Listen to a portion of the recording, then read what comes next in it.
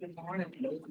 Good morning, everyone. Good morning. I am Regina Barrow, State Senator for District 15, and I would like to call the meeting to order. It is now, I think, 10:09 a.m. And at this time, I will ask that we call the roll. All righty, Senator Barrow, Present. Monica Taylor, Present. Dr. Reed, Present. Dr. Calais, Here. Todd Manuel, Present. Jeremiah Sams, Present. Dr. Blair, Present. Senator Mizell, Here. Amelia Carmen, Dr. Walker, Captain Murphy, Present. Christina Bauer, Here. Morgan Lamadre, Here. Jacinta Massey, Sheridan Cooper, present. Teresa Lede, Asia Day, Representative Davis, Abigail Artman, here. Chief Sarang, Taylor Curtis, Jada Maloney, Joshua Jones, I'm here, and Natalie Ward. We have one. Oh, sorry. I skipped on you right after Asia Day. I'm sorry. I didn't make the list, I'm not important. Oh, sure, we have. Absolutely not true. Thank you so very much, Ms. Golden, and we do have a quorum. In accordance with the open meetings law, RS 4214, this meeting is live streamed. And so we want to make sure that everyone was aware of that. And at this time, members, you should have a copy of the minutes. Can I get an approval for the minutes? I'll make a motion that we approve the minutes. I'll second. Okay, made by Monica Taylor and second by Jeremiah Sams. All in favor, say aye. Aye. Any opposed? Seeing none, motion passes. I want to welcome everyone to this panel discussion and to ask members to briefly introduce themselves for those of you who may be newcomers. And remind all panel members that this meeting, again, is being live streamed. So I will start again with myself. I am Regina Barrow, State Senator for District 15 and President Pro Tem. And I will go to my right. Hi, my name is I'm Sheridan. sorry, my left. The other right. My name is Sheridan Cooper. I'm the Title IX Coordinator for Southern University at New Orleans, and I'm here representing the Southern University system. Hey, everybody, I'm Bree Golden. I'm the Director of Government Affairs. I'm not on the panel, but I send all of you emails. You didn't say Phillips. Phillips, sorry, Brad. Phyllis. Hey, congratulations.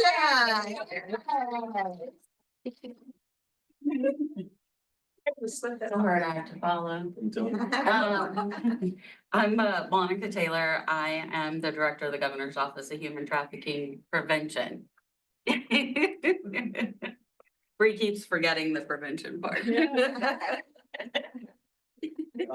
Another tough act to follow. Rafael DeCastro, Executive Director of the Louisiana Foundation Against Sexual Assault. Erica Colley, Vice President, Student Services, Safety and Resilience, University of Louisiana System. Senators, Commissioner Todd Manuel, Vice President for Engagement, Civil Rights and Title IX at Louisiana State University. Good morning, everyone. Dr. Amber Blair, Executive Director of Student Compliance, Equity, and Governance on behalf of the Louisiana Community Technical College System. Good morning, everyone. I'm Jeremiah Sams. I am the Southern University System Director for Compliance and the Associate Vice Chancellor for Compliance on the Baton Rouge campus.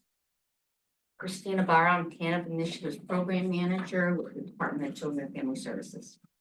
Good morning, I'm Abigail Ardran. I am the student member for the LCTCS Board of CTS system. What campus? Baton Rouge Community College. Belinda Murphy, Commander over Special Investigations, Louisiana State Police and proxy for Lieutenant Colonel Marberding. Morgan Ramondre, President and CEO of STAR. Beth Mizell, State Senator for District 12. I chair the Women's Caucus, so I feel like I'm representing every woman in that building across the street. So I try. Thank you. I try not to. Good morning, Kim Hunter Reed, Commissioner of Higher Education. Wonderful to have all of you here with us. Again, I would like to welcome everybody here at the end of the year meeting. And again, I'd just like to thank all of you for your service. And at this time, I would turn it over to Dr. Reed to give us an update from her office. Sure, thank you all so much. Appreciate it very much. We're gonna ask Bree to share a few updates with you. We do have a lot of information to share. I'm very excited that Monica's here to share information as well. And then thanks to our legislators, we've had two $1 million investments on campus safety assessments on our campuses. So we have Chris Herring, who will be sharing those updates as well. So I'll let Bree go first, and then we'll go from there. It was informal, so any questions you all may have, please jump in. No. Thank you, Dr. Reed. All right, morning, everybody. You have the deck in front of you. So I just want to share a few updates that we have regarding the power-based violence policy and some other ongoing items that we have going on with the systems. Act 480 became law through Senator Barrow, Senate Bills SB 343 from this past legislative session. Again, thank you, Senator Barrow, for always carrying power-based violence legislation. We have two notable important changes that have happened in state law as a result of ongoing conversations that we have in this panel, as well as conversations we have with each of the systems. With respect to the training report, if you all remember this past session, we asked the legislature to align the campus employee and confidential training deadline with that of the state employee training deadline to December 31st. As you all know, at the end of the year, all of us have to take sexual assault training, ethics training. So we just wanted to make sure that that aligned with everything. So the systems have until December 31st to get to the board of to get to their systems, and they will send it to the Board of Regents next month on all of their training numbers. And the systems will be here to talk about what their training numbers look like when we get to them on the agenda. And then with respect to the legislative report, normally every year we send the legislative report to you all by January 15th because we asked for an extension to the training report deadline. That legislative report has been extended to be submitted to on February 20th. I'm sorry, I am. Whoop. This was not coffee, this was hot chocolate, so now I'm a little jittery. But this shifts the legislative submission report deadline to February 28th, so you'll be getting that at the end of the February. And then really quickly, some other ongoing items. We're always talking with the systems on things that we can improve on. Right now, I think we're in the third year of implementation with the power-based violence laws, and it's always an ongoing process. So we're still talking with them on updates to the power-based violence training, some updates and revisions. We first implemented the training back when the laws were implemented through your bill, Senator Mizell, and we haven't updated the training since 2021, so we're long overdue. One of the reasons why it kind of took too long, we wanted to see what happened with the proposed regulations, and now that we know that those regulations have come to a halt, we're still operating from the 2020 regulations. And so now that that's cleared, we're just going to see what we need to touch up on and how training has been going on campus so far. If there's any possible changes that we may need to make with some definitions in the policy and the appendix side. So that's something that we're going to be working on. Same thing goes with the top confidential advisors training. Just any kind of refreshers that we need to have for the confidential advisors. We want to also see what's been going on with how they've been interacting with campus law enforcement and campus security. So if there's something that we need to keep in mind for that to put in the training, we're going to touch upon that as well. And then we are constantly going to be talking to them about MOU updates. As you know, we've had a slew of election cycles. We had new chiefs of police, new sheriffs, a lot of new people come into office across the state. And we just had an election this past weekend in several parishes. So normally what I like to do is get with Monica and see, because she always talks to the chiefs of police. That's right. Talks, bullies, whatever the case may be. So we want to see who and see if this affects any of the campuses. So they'll have to probably make updates to their MOUs. Maybe the wrong person to ask, but do you all, when you get the updates and all that, do you see the engagement in each facility on the training? What percentage of staff are actually doing the training? Do you get that? Participating in the training? Yeah. Yes, and they'll share that. Yeah, we get the percentage. So each and probably should know that, but each system submits the percentage of engagement from the full staff. Okay. Right. And do you know, is there a consequence for non-engagement? Okay. They're And I mandated should know to that train, too, but as far as like, if there's any disciplinary action, to my knowledge, I don't think there's any disciplinary action indicated in Supposed to be state attached and to it at state all. law, but I don't know what they do on each individual campus. Okay. I don't. Okay. And maybe that's a question when the systems are reported, they can tell us what they do. Yeah, what they, if Because I they would- I have would that, hope y'all that would we don't appreciate have to. So I know that our goal is always 100%, and Right. and so I do know that you get the nudge, push from your supervisor to say, you haven't done this. But other than that, I'm not sure, but we Okay. keep trying to say to people, like, this is part of your employment requirement here, so you need to do this training. And you'll see that the numbers have continued to get better and better because people understand the importance, and you all have put such a bright light on it. But in terms of a stick, I don't know, other than your supervisor saying, where is it? The only thing that is in state law is if a responsible employee fails to report power-based violence. That's right. That, That's there's a what consequence. in that's a state law, consequence in But as far as that. training, Okay. there's Yeah. no training consequence. I in think state law. it's similar to just like any state employee, if you don't take your ethics or sexual harassment or whatever, it's not, Just you're. the box is not checked. But you're still held accountable for the information. That's right. Yeah. So is there a list that is posted, like of individuals who have or who have not taken it? I think that would be something we may need to consider.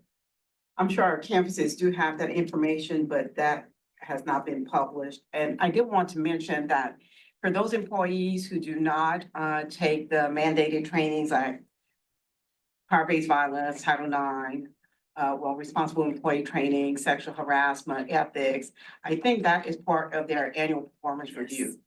So if their supervisor sees that they have not taken those mandated trainings, then they can get dinged for it. Right. In Okay. terms of their, Yeah. Got it. And the dean would be decided by each system. well, Each I would say individual Each campus. campus. Right. That gives me a little pause though. I don't know if I'm really excited about that because of the culture, right, that we're in. So depending on who the supervisor is, there may not be a necessary notable dean. Dean, right, right. So We I need a take a note of consistent that. dean. Okay. I'm just saying. It's such a mind meld between us two. They'll interpret all the energy that's coming on both sides. How many times did you write ding down?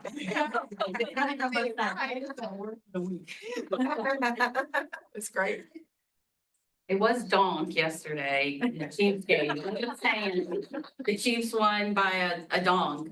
They kicked I don't know if anybody saw, they kicked a field goal and at the last minute. Oh, of yeah, the I game, did and see that. it hit the uprights and then went in. And And they called That was it phenomenal. went donk, it literally went, the ball went donk on the uprights and then went in, so. That was phenomenal. I thought you were gonna talk about the Saints and the No, blocking. it's looking more and more like a Chiefs Super Bowl, but. It sure is. So Lions. But those are all the updates that I have. Okay. That's great. Thank you so much, Bria. I appreciate that. And again, you all, at this table, the senators know that we continue to say for transparency, how can we get better? What are we missing? And I know the senators ask us every time, right? Is it getting better or more people engaged or more people training? What else do you need?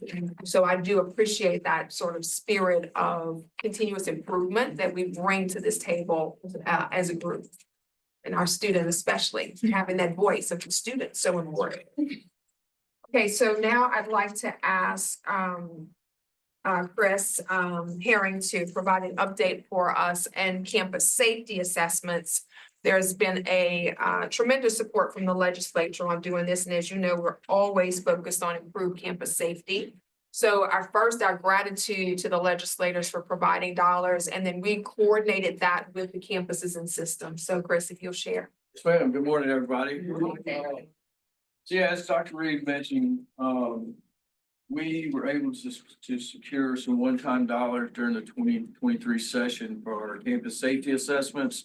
This stemmed in part between an event that happened at one of our northern institutions as well as some of the events that were happening around, the country, the shooting in Texas at this elementary school and, I mean, it's happening every day these days. So that kind of initiated the effort. Governor Edwards wanted to, place some emphasis on campus safety. We were able to secure the one-time funding to get started in 2023. So we had worked with the National Center for Biomedical Research and Training, which is a Homeland Security funded group that's housed on the LSU campus.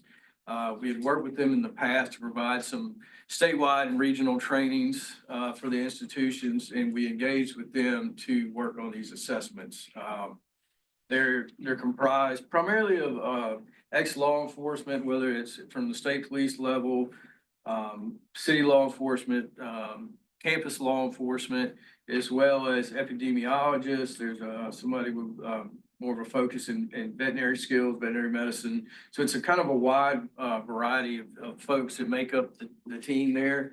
One of the persons, it was one of the first group of responders to the event at Virginia Tech many years ago. So it's a wide base of folks from a variety of areas across the country that comprise that group.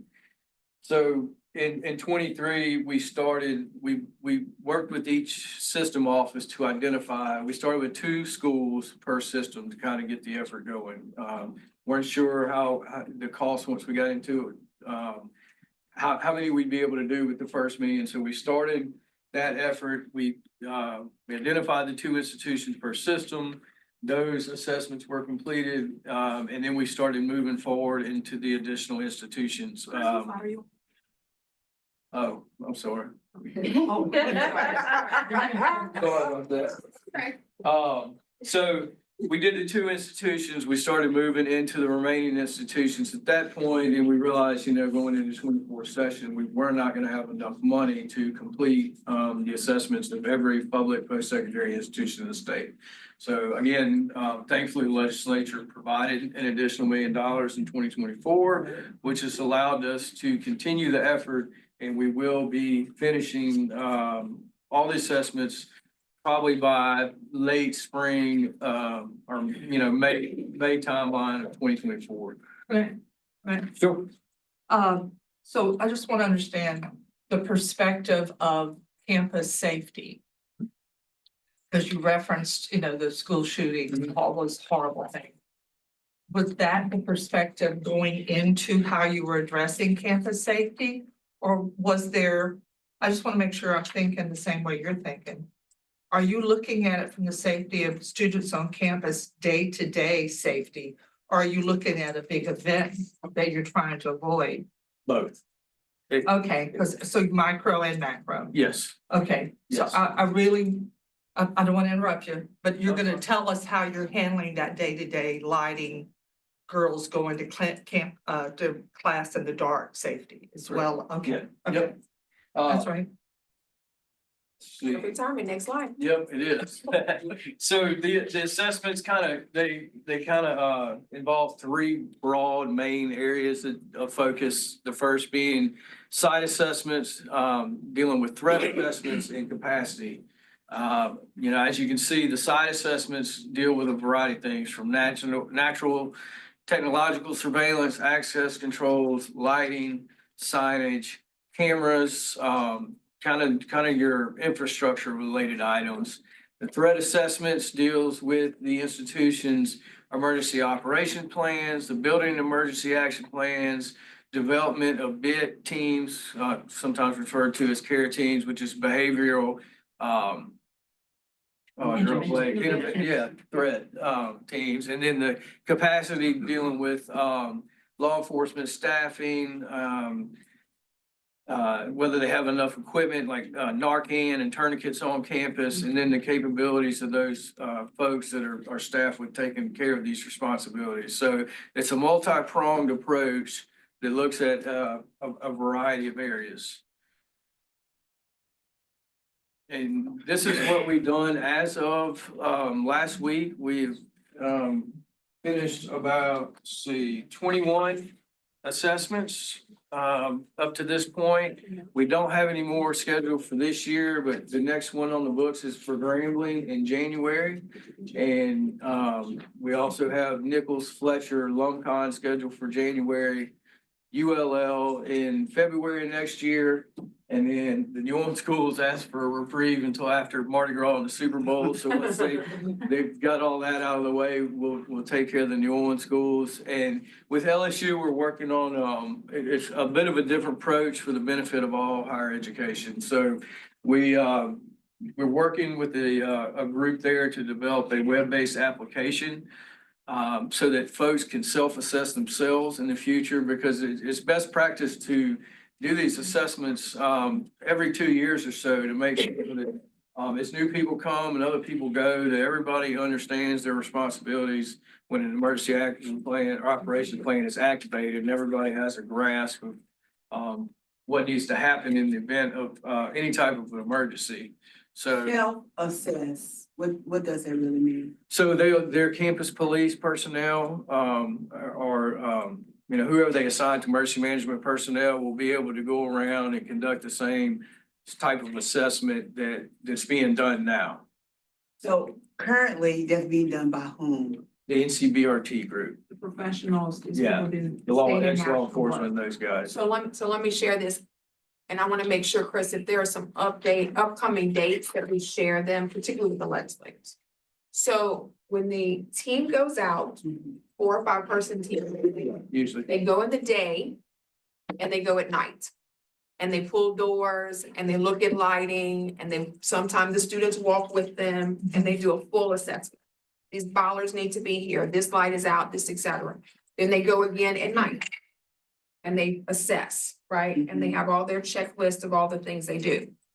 What they have said to every campus is, this needs to be an ongoing process. And so once we get the template down, we want to build an app so that whoever is in charge of law enforcement can do the same assessment that we are doing as we're walking the campus. So you have the benefit of continuing to look at those things. So you're looking at the points of value Right, to gauge the safety on the campus. campus. But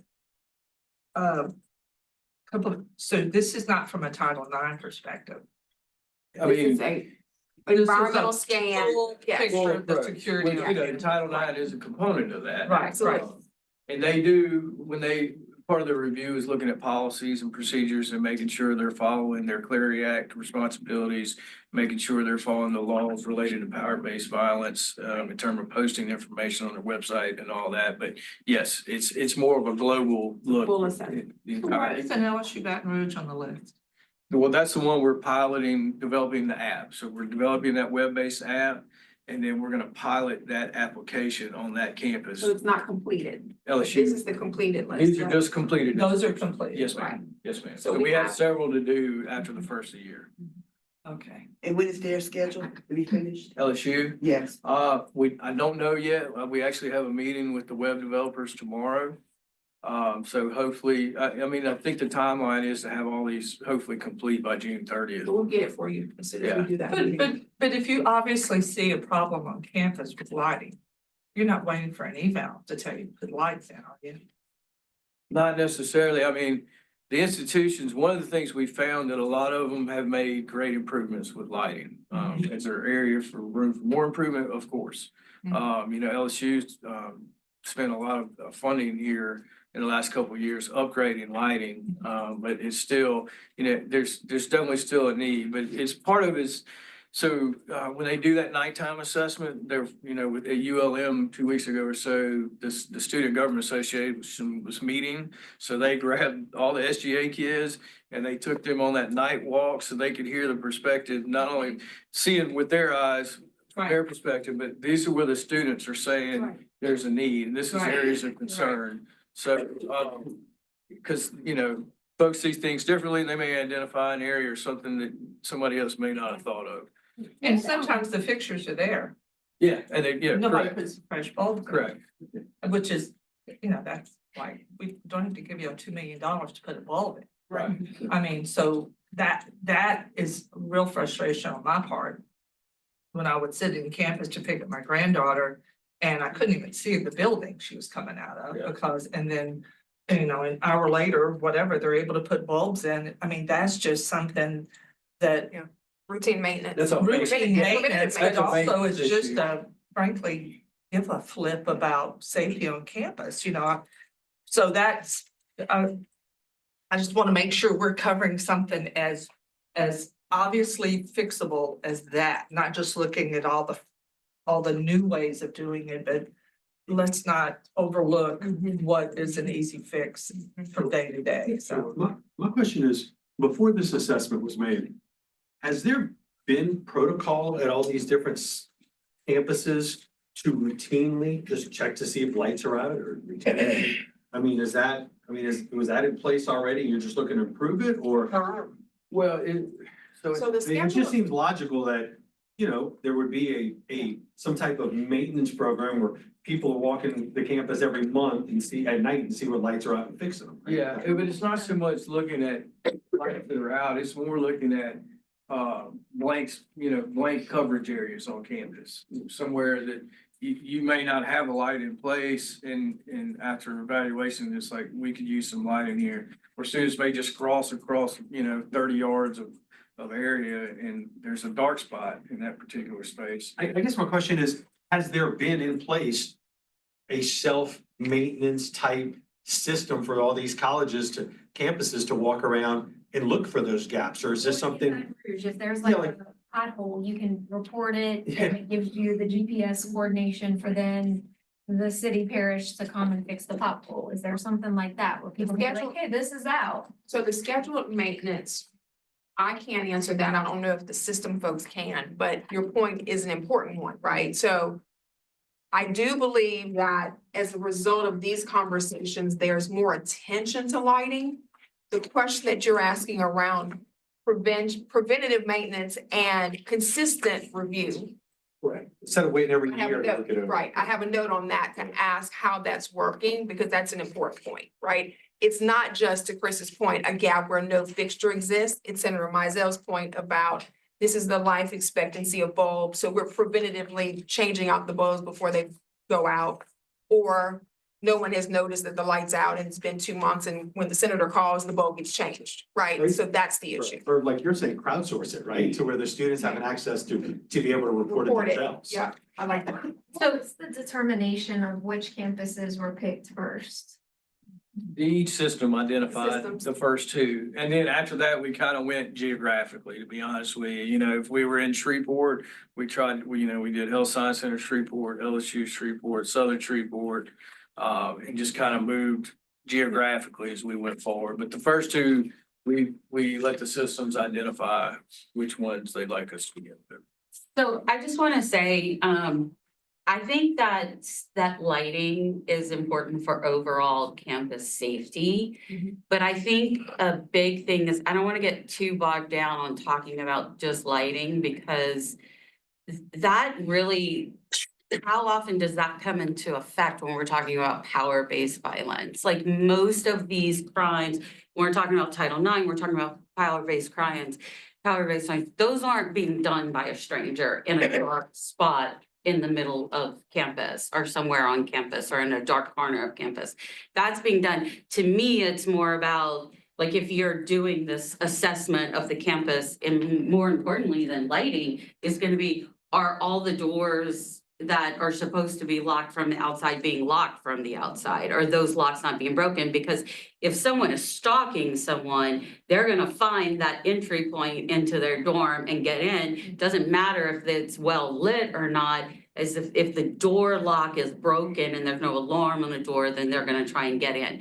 Is there safety at the front desk, at the dormitory? Is that those types of things, I think, come into play a lot more when you're talking about campus safety. To me, in my thought, I do think for overall campus safety and for overall crime, lighting is very important, because you're gonna have less people getting mugged and beaten up and all of those kinds of things. But we're specifically talking about power-based violence. Let's not forget that that is being done not in the dark shadows in the yard where we do see that in some cases, this the Stanford rapist situation. But this is being done by someone who knows somebody. It's being done in the light of day, in the dorm room, at the party, those types of things. So I don't want to get too bogged down on that. Again, it is important for overall safety, but you know, to me, it's more important are all of the back doors of the dormitory that are supposed to be locked at.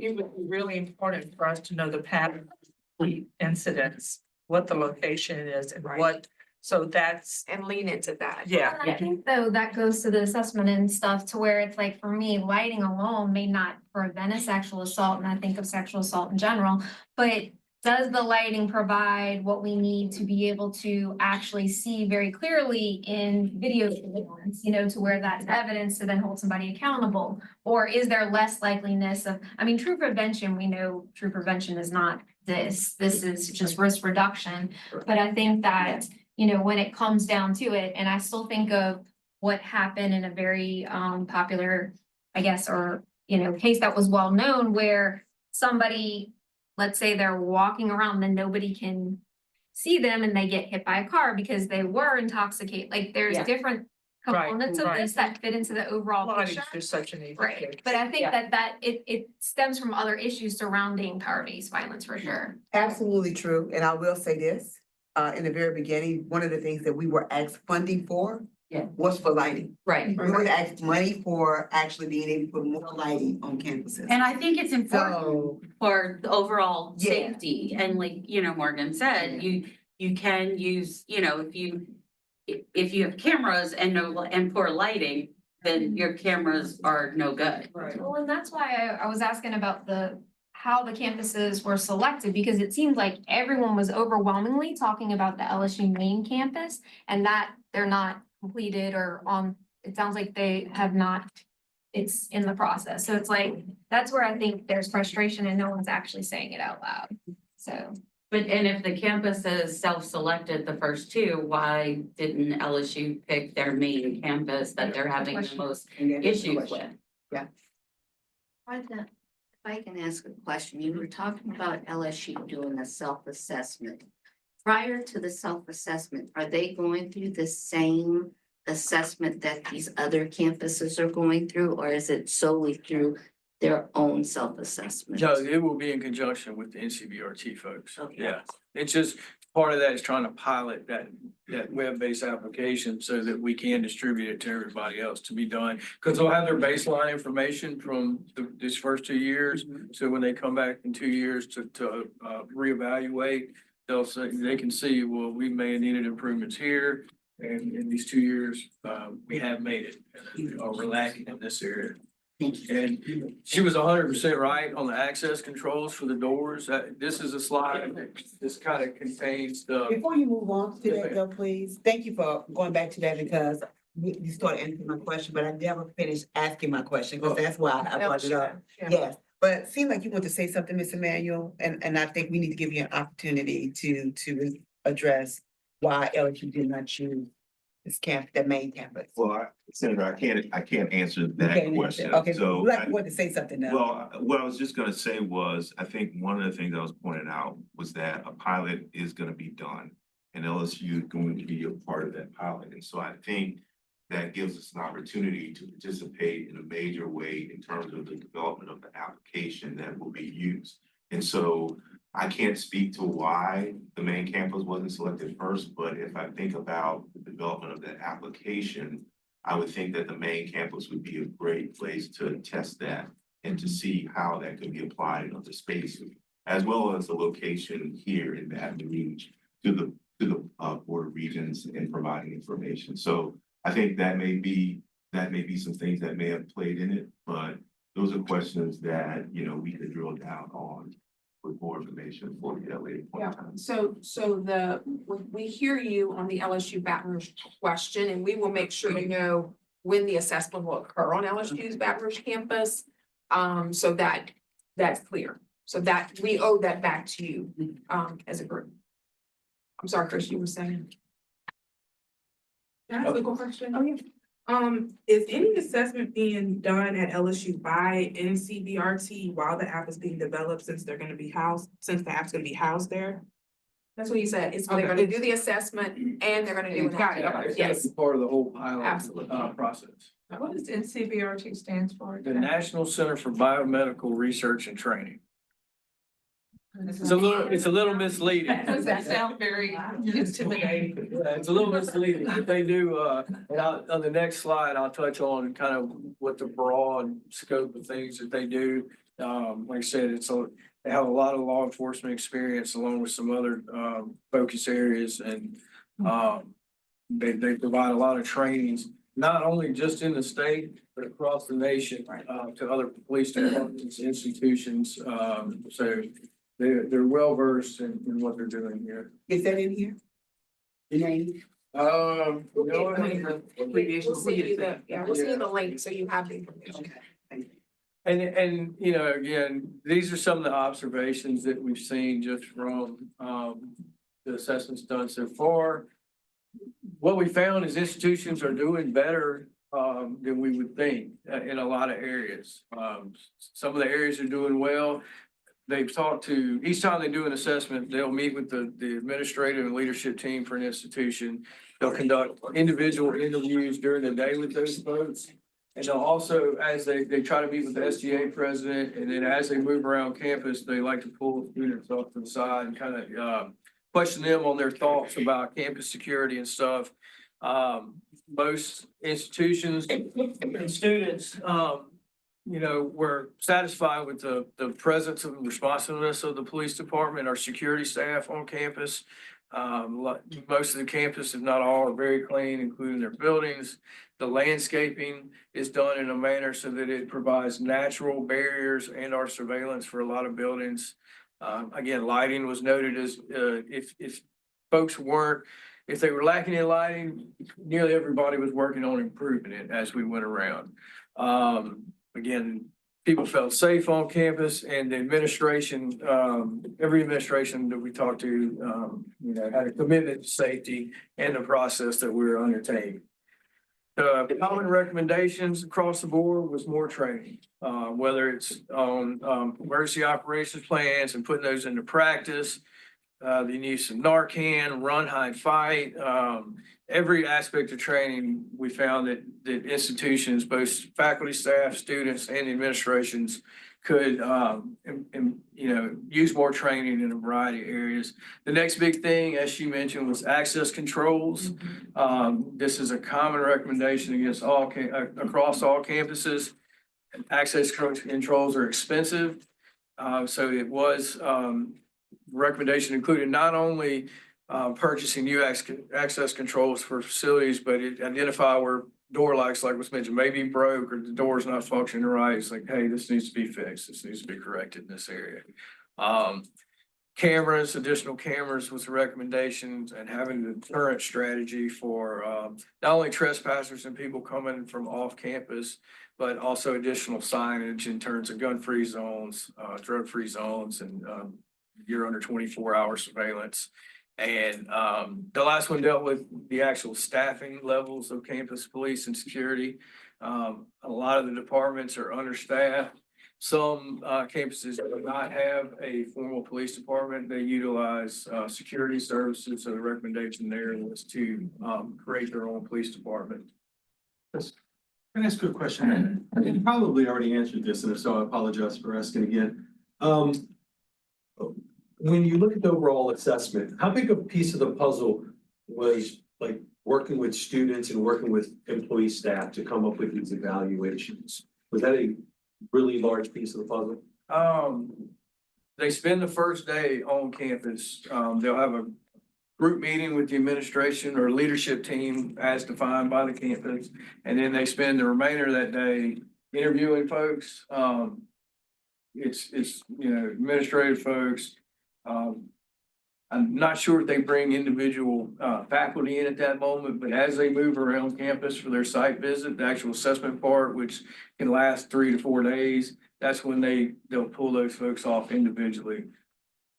You answered my next question. I was wondering how long the assessment period is. Yeah, typically about a week. Maybe if it's a satellite LCTCS institution, they may only have one building, then of course, you know, it would be a lot less, but it's typically about a week. And also if so Amber can speak to this, but if the campus has, as Chris mentioned, if it's a main campus, BRCC, and it has a Northdale campus, another campus, and they will go to all of those, right? All of the sites.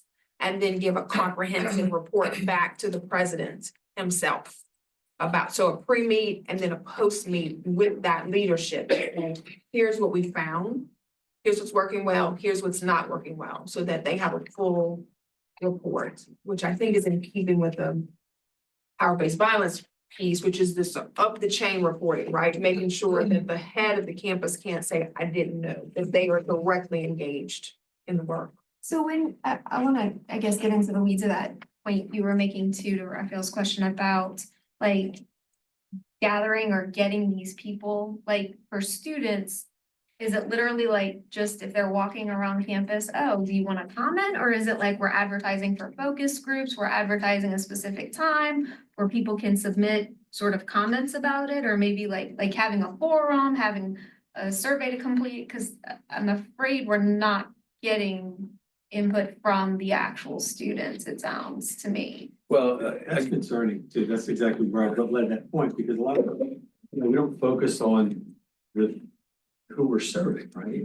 So, that's Yeah, a like concern. they're the ones who are being, you know, like who are honestly gonna give you the best answer for what maybe needs to be happened, because the administration is gonna have a different view. I think even a safety person will have a different view from the individual, because some of this is very subjective. It's not an objective assessment. It's about a subjective feeling of being unsafe. So obviously, we're not gonna address all of it, but it seems like that is not a component of the assessments that. So my understanding is that they're talking to students on every campus. To your specific question of is it focus groups? Are there invitations to come on a certain date? We'll get that for you. But my understanding is every campus visit includes student conversations. Yeah. And student conversations separate from administrator conversations. So they're not filtered or not feeling like I need to say the right thing because the president's sitting next to me. But we'll get that. Well, and that's why it's like, if it's just student government, there's a certain amount of privilege that comes with That's being in right. student government. So literally, like making sure everyone on campus, in particular the survivors. I am the SGA president at BRCC, so I can't agree with that. Like, I feel a different way because I have more protection, I feel like, than a student that just comes like twice a week. And some of them have night classes, and I will say, I personally had a night class one time and I was very nervous about it, even just in PR. And walking to the parking garage, I refused to park in the parking garage because the cameras didn't work and there was poor lighting. Yeah, well, that's something, and I'm glad that you said that, because why can't we just bring it up to the student unions and let the students say, and have a push before the team comes in? Right. And say, okay, what are your spidey sense telling you? That's right. Is it those stairwells? Is it this? Is it that? But I do have to applaud you on the institution commendations, because if there's a place that we don't care about the lighting, we don't care about the general landscaping, the cleanliness, it's like the broken windows theory. Right, If right. things don't look right and Right. things aren't kept up, then that's when people are gonna come in and try different things. But if the student and those that are coming in to do harm or to do no good see that everything, that the doors are always maintained, that our maintenance departments are keeping the bulbs in and keeping everything straight, and everything is clean and looks the way it's supposed to, that means that they're taking care of things and that they're more likely to notice you there. But I do think that the students should be able to, because there's a lot of kids that have Yeah. the night classes, and That's right. And they're gonna tell us whether it's, I call it your spidey sense that's telling you something's not right, Right, right. or it's, you know, what do you feel that's unsafe, or an area. You tell me, one place on this campus, you can maybe throw it out there and let them have a survey. Yeah. Tell me one place on this campus that you feel unsafe and see what kind of feedback that you get. Yeah, You can there's survey. a class in a certain building in all campuses, all the students know, we're not gonna go, if this particular class I need is gonna be held in this building at a certain time, I'm gonna, wait, that's a thing, pretty much. I mean, at least it was when I was at LSU in undergrad. I mean, so there's certain things it seems like we're not utilizing the best resource. Dark at 5 o'clock. And let me add, this is probably gonna sound, is it the same group of people that does each campus? From the company, or they send different people? There'll be the core 3 or 4, and depending on, the institution, they'll bring in expertise from other areas. Okay. So And are they, the makeup of that is law enforcement mostly? primarily law.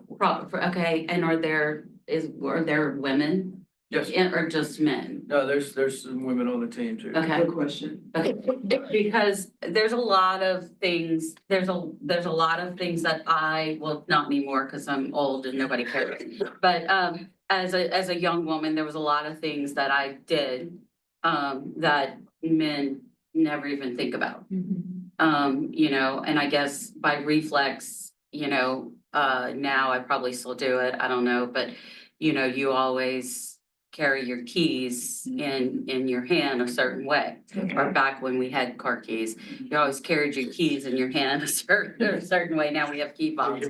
But, I mean, I recently saw a TV interview with some actors, and one of them was like, yeah, somebody was saying you take a phone and it was a bunch of guys, and they were like, who's thinking about taking your phone and doing that? And the actress just looked at him and said, I do. Every woman does that every single day. So now you know. And it was just like the dead air. And so I think it's important that they're, so that's why I asked that question, just to clarify.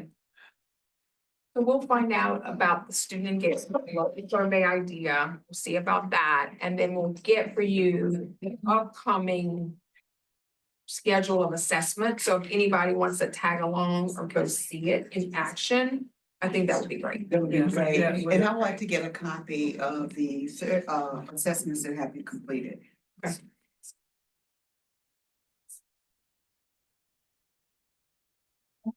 All right, and this, the final slide here, the next steps of what we're doing. Again, we have 10 or 12 or so assessments to complete. That will happen in the spring up until probably around June of next year.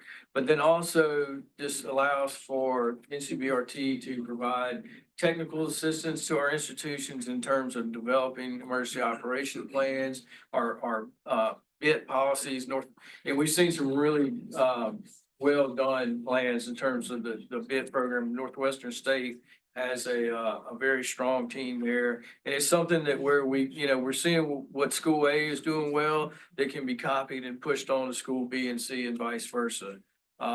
SLCC, there 7 or so institutions scattered all over Acadiana was exceptional in their access controls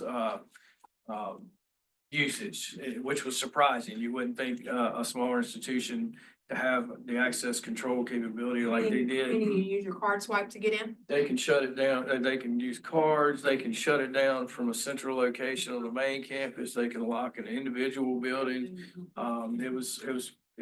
They're doing really well with that. And we brought them in to explain that to the other institutions a month ago at a summit we held.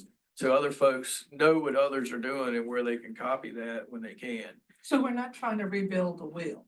No. We've got best practices. Right. We know. Right. So when you're saying you're gonna be doing it in June, doesn't get dark till 8 o'clock in June. And I really feel like there's an opportunity, if you're not on the LSU campus at 5 o'clock on a class night.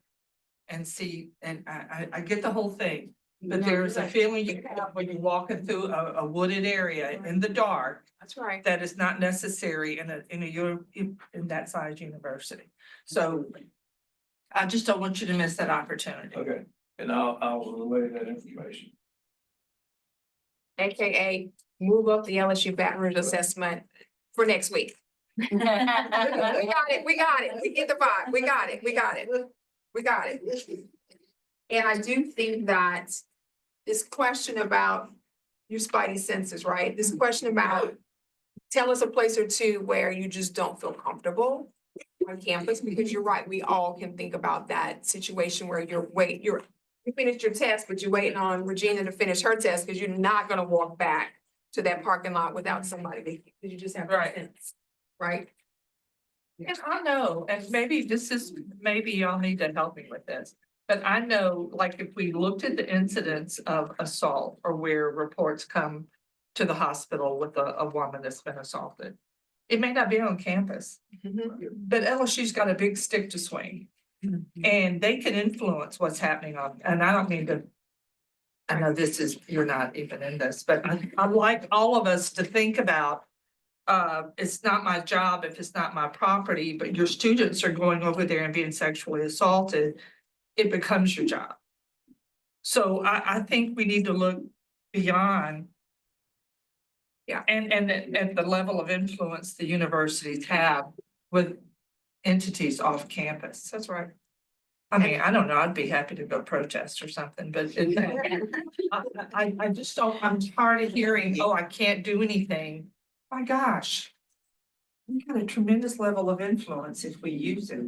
So, yeah, I'd like to know that. And I guess you're not looking at that, but when you talk to students and they say, oh, these are my areas of concern, I can't go to my car when I'm at Tigerland without being afraid I'm gonna be raped. That's something that the campus needs to look at.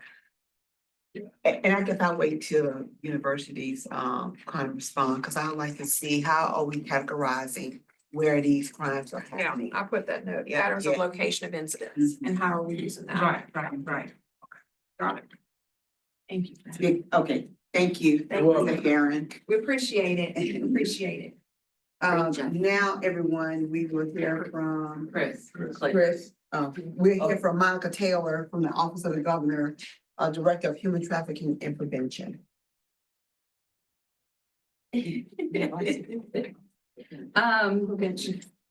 need me to get up, do you? Okay, I can do it from here. What's that? Totally up to you. Sorry there. So I think in the last year since we've met, we've done a lot of training of law enforcement. I've done every campus, with the exception of LSU. I've not done any of the LSU except LSU Shreveport. The chief came when I did Southern Shreveport. But I have done just about all of the law enforcement. And I did a neurobiology of trauma focusing on. Yes. That's Why okay. you haven't done LSU? That's a fantastic question. I've spoken to the former chief, the current chief. I spoke with the president. I spoke with the athletic director. And I have given them all my cards. I have offered to come and do the training, do the classes. Yes, When they were, the last time I spoke to any of them was the last time I spoke to the president and the athletic director was when they were at the Capitol for LSU Day. I spoke to both of them then, and the last time I spoke to the chief was in September. Yes.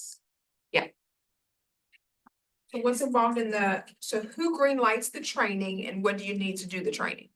So I think for some of the other campuses, so the technical and community college system, theirs is a little bit different, and I'll get to that in a second. But Jeremiah and Erica basically did a lot of sent the message down to the campuses and said it needed to be done. For the UL system, they did a couple of summits, statewide summits, and I've been able to do the training there. In addition to that, ULL has had me go on campus and do not only all of their officers, but they invited all of the detectives and the chiefs of police in the parish that they work with to come to. And then Tech, I went multiple times to Tech and did with them as well, both their regional plus their local law enforcement. But all of, like, most of their law enforcement has had the training from me. The same thing Jeremiah had me do. Both, I did 2 days at Southern Baton Rouge, a day at Southern New Orleans, and a day at Southern Shreveport. And I've done several of the other UL systems as well, campuses, Southeastern, Nichols. We can't remember all of them. I have not done Grambling, but the Grambling detectives have attended they attended my training at Tech, but I haven't done all the officers at Grambling. So before you finish, I want to make sure, or if you follow up, which campuses you haven't done, so we can push that to the system president to say these haven't been done. So the campuses that I haven't done all of law enforcement, I've done either their chiefs or a portion of their law enforcement. I think it's just Northwestern. I haven't done all of them, although we have had multiple conversations and it's been like a scheduling problem. I think that's it for their system.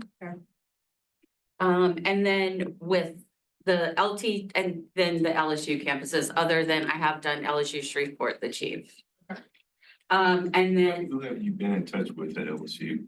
uh, Have you spoken to our chief, current chief, yes, Marshall Walton? I spoke to him in September and told him to give me a call. I gave him my card and said, I'm happy to come and do this. I've done this every place else. We can schedule it. I will come and do it, even though in my new position in the governor's office, I'm not doing as much training. I've still kept on to this training because there's nobody else doing it for law enforcement. And I think Erica and Jeremiah can back me up. It's been very successful when I've gone to do it with law enforcement. Absolutely. There's a language there that I speak that's been helpful. Because here's the thing you have to remember with campus law enforcement. There's a difference between campus law enforcement and municipal law enforcement. Because campus law enforcement are employees of the university, of the system. And so but at the same time, and I'm gonna pick on Jeremiah for a minute if you don't mind. He knows, and there was, at one of his trainings, there was some questions being asked.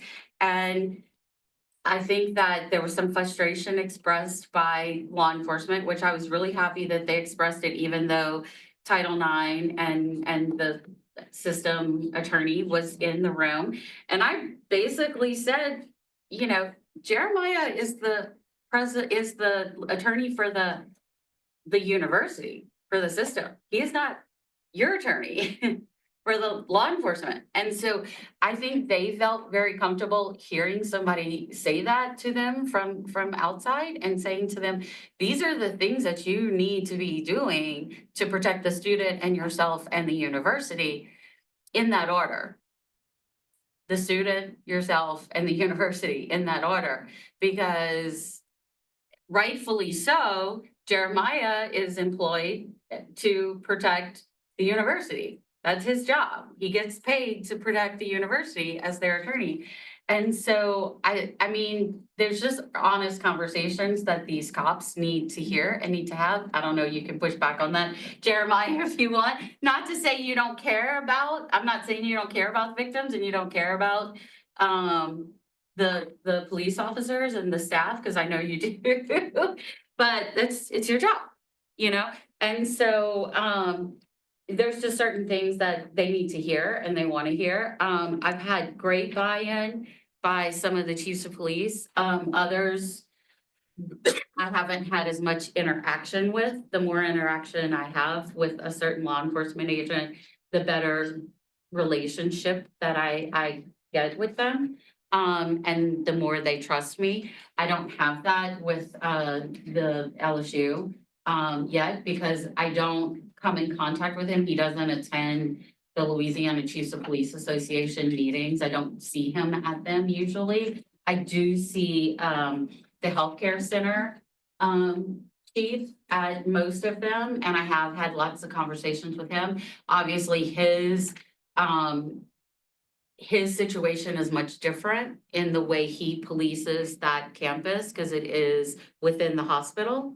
And so his situation is different, but I have had conversations with that chief multiple times. He does attend that conference. And then most of the technical and community colleges contract either with with a security company, which we are working, my office is currently working with the new head of the board of the security company to update their training module because it is very old and outdated. And so we're adding some of this stuff and some human trafficking stuff to their training model. And that's statewide, not just for the community and technical colleges.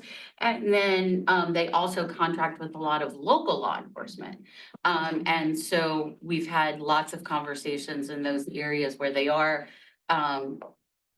contracting with local law enforcement. And then to that end, what we did is a couple of conferences ago, before I moved over to the governor's office, when I was at the AG's office, Jeremiah came, you came, Joshua came, yes, Amber came as well. What we did, and I had some chiefs from the UL system. So we did a panel at the Chiefs of Police Conference. At that first panel, It was great. we had about 30 chiefs who came, but they did it as a breakout session. Monica, Yes. was everybody invited?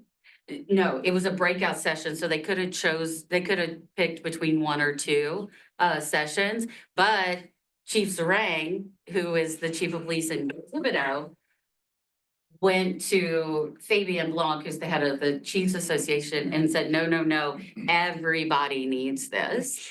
And so at not the last conference that was here, the conference before, we did it and We did it in Marksville and we did it in. Alexandria. In Alexandria, Jeremiah and Bree came and it was last minute notice, so we couldn't get as many folks there. But we did have two chiefs from the UL system serve on that. Monroe and Tech were both there. They attend all of the Chiefs of Police conference.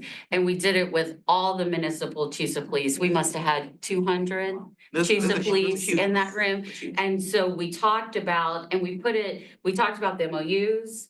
We talked about how even if you don't have a system that physically sits in your jurisdiction, why this is important for you to know about. Because you have students that come from, just because you're the chief of police in Central and you don't have a university there, how many Southern students, LSU students, BRCC students live in Central? And if something happens, either they're a victim or perpetrator. So we've had all those conversations with them. I think it was both panels, and y'all can chime in on that. I think both panels are really good. And I think we have a lot of questions and a lot of participation from them. So we've done most of the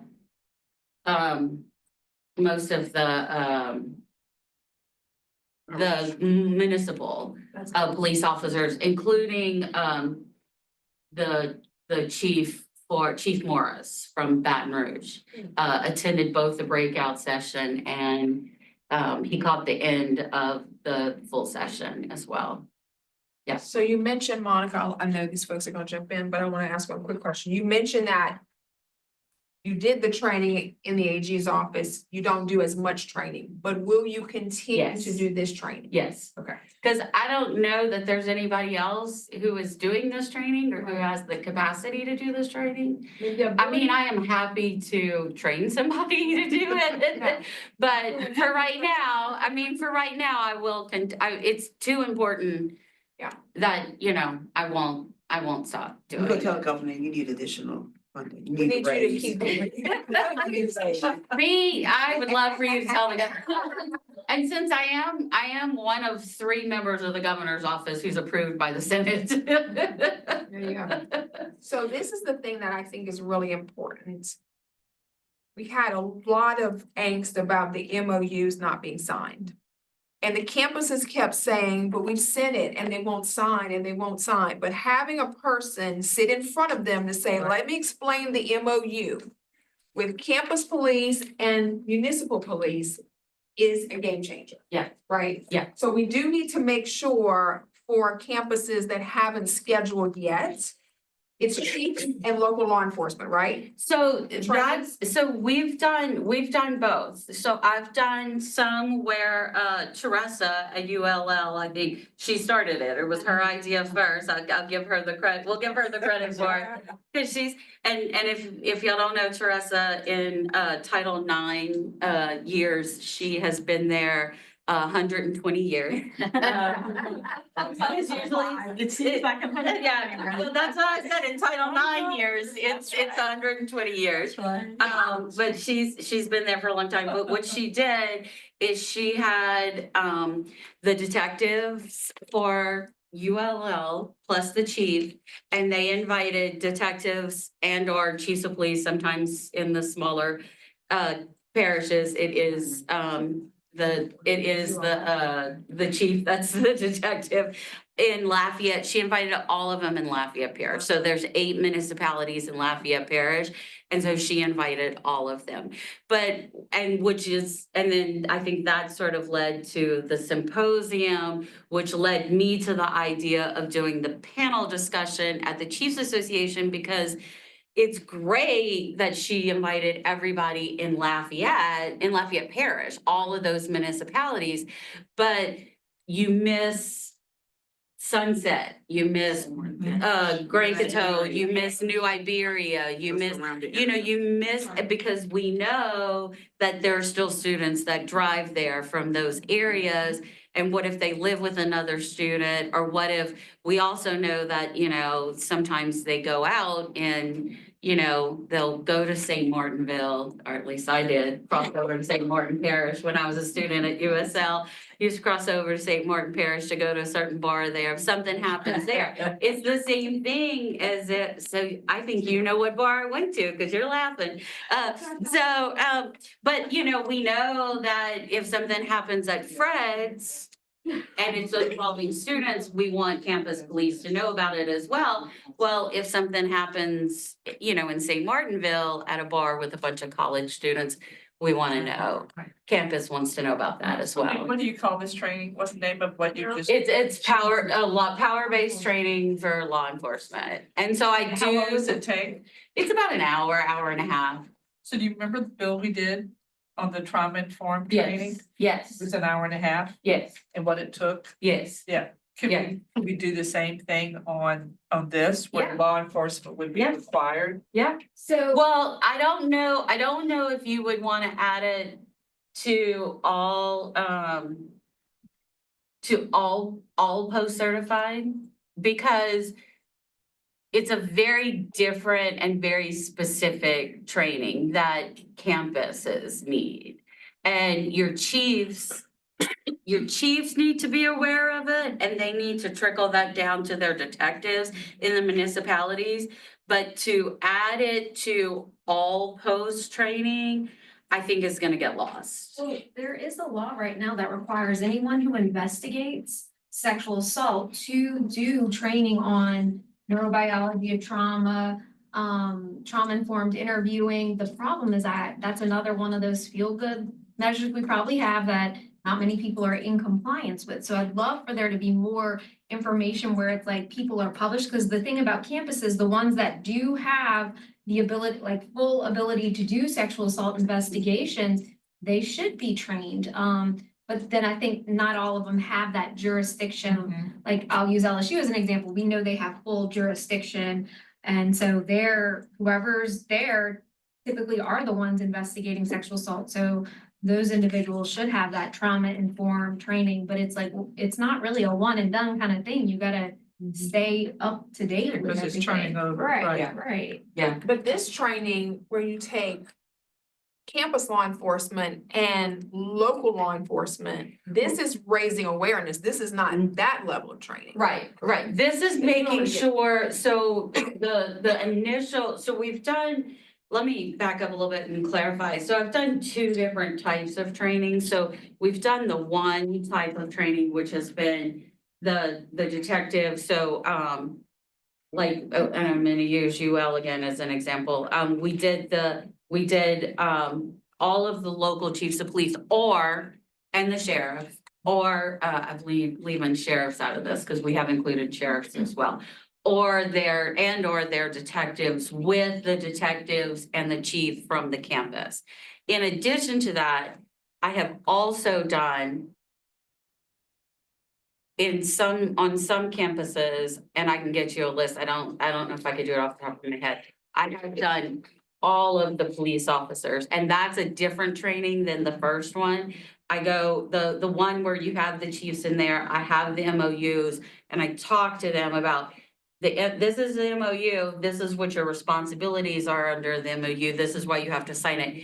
Then I have the one where I'm talking to the police officers, not just the detectives on campus. So for instance, at the Southern system, I went and did all of their police officers and talked to them about some things that are a little bit different that maybe I wouldn't have the conversation with, like somebody from BRPD. So when I was at Southern Baton Rouge campus, the training was like, we talked about, here are some things that maybe you can do. So one thing is, first, they have to know you are a responsible employee.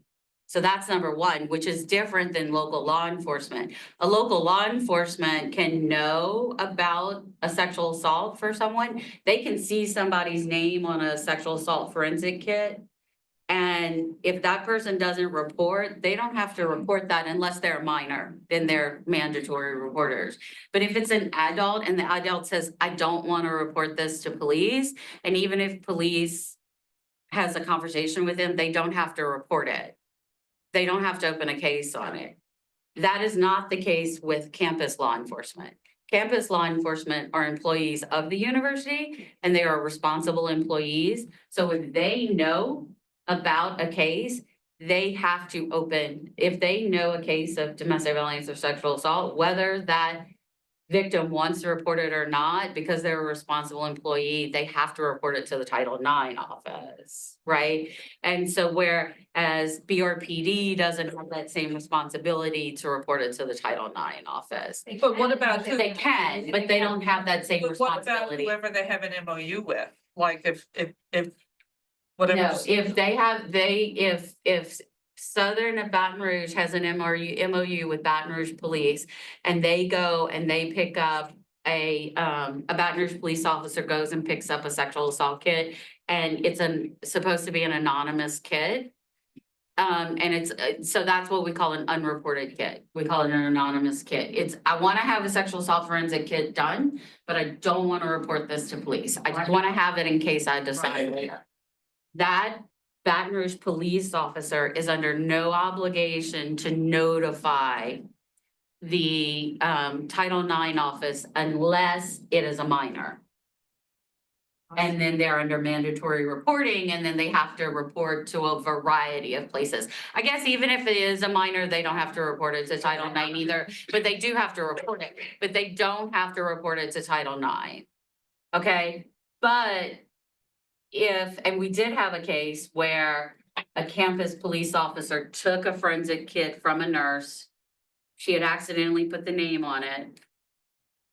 And now that campus police officer knew that this student had been sexually assaulted, but she did not want to file a police report. He still had to tell the Title IX office about it. And so that's something that we've had to educate our forensic nurses on. And we educate our local law enforcement because it's different. And you have a lot of them who maybe have come from a municipality where they need to learn that. And so that's something that we do go over a lot in that training when I'm training individual law enforcement. Another thing we go over a lot too is in like stalking cases, or not just stalking to the level of stalking, but harassment. So when you are talking about a student, you may tell, BRPD, and I'm using that because I did Southern on campus.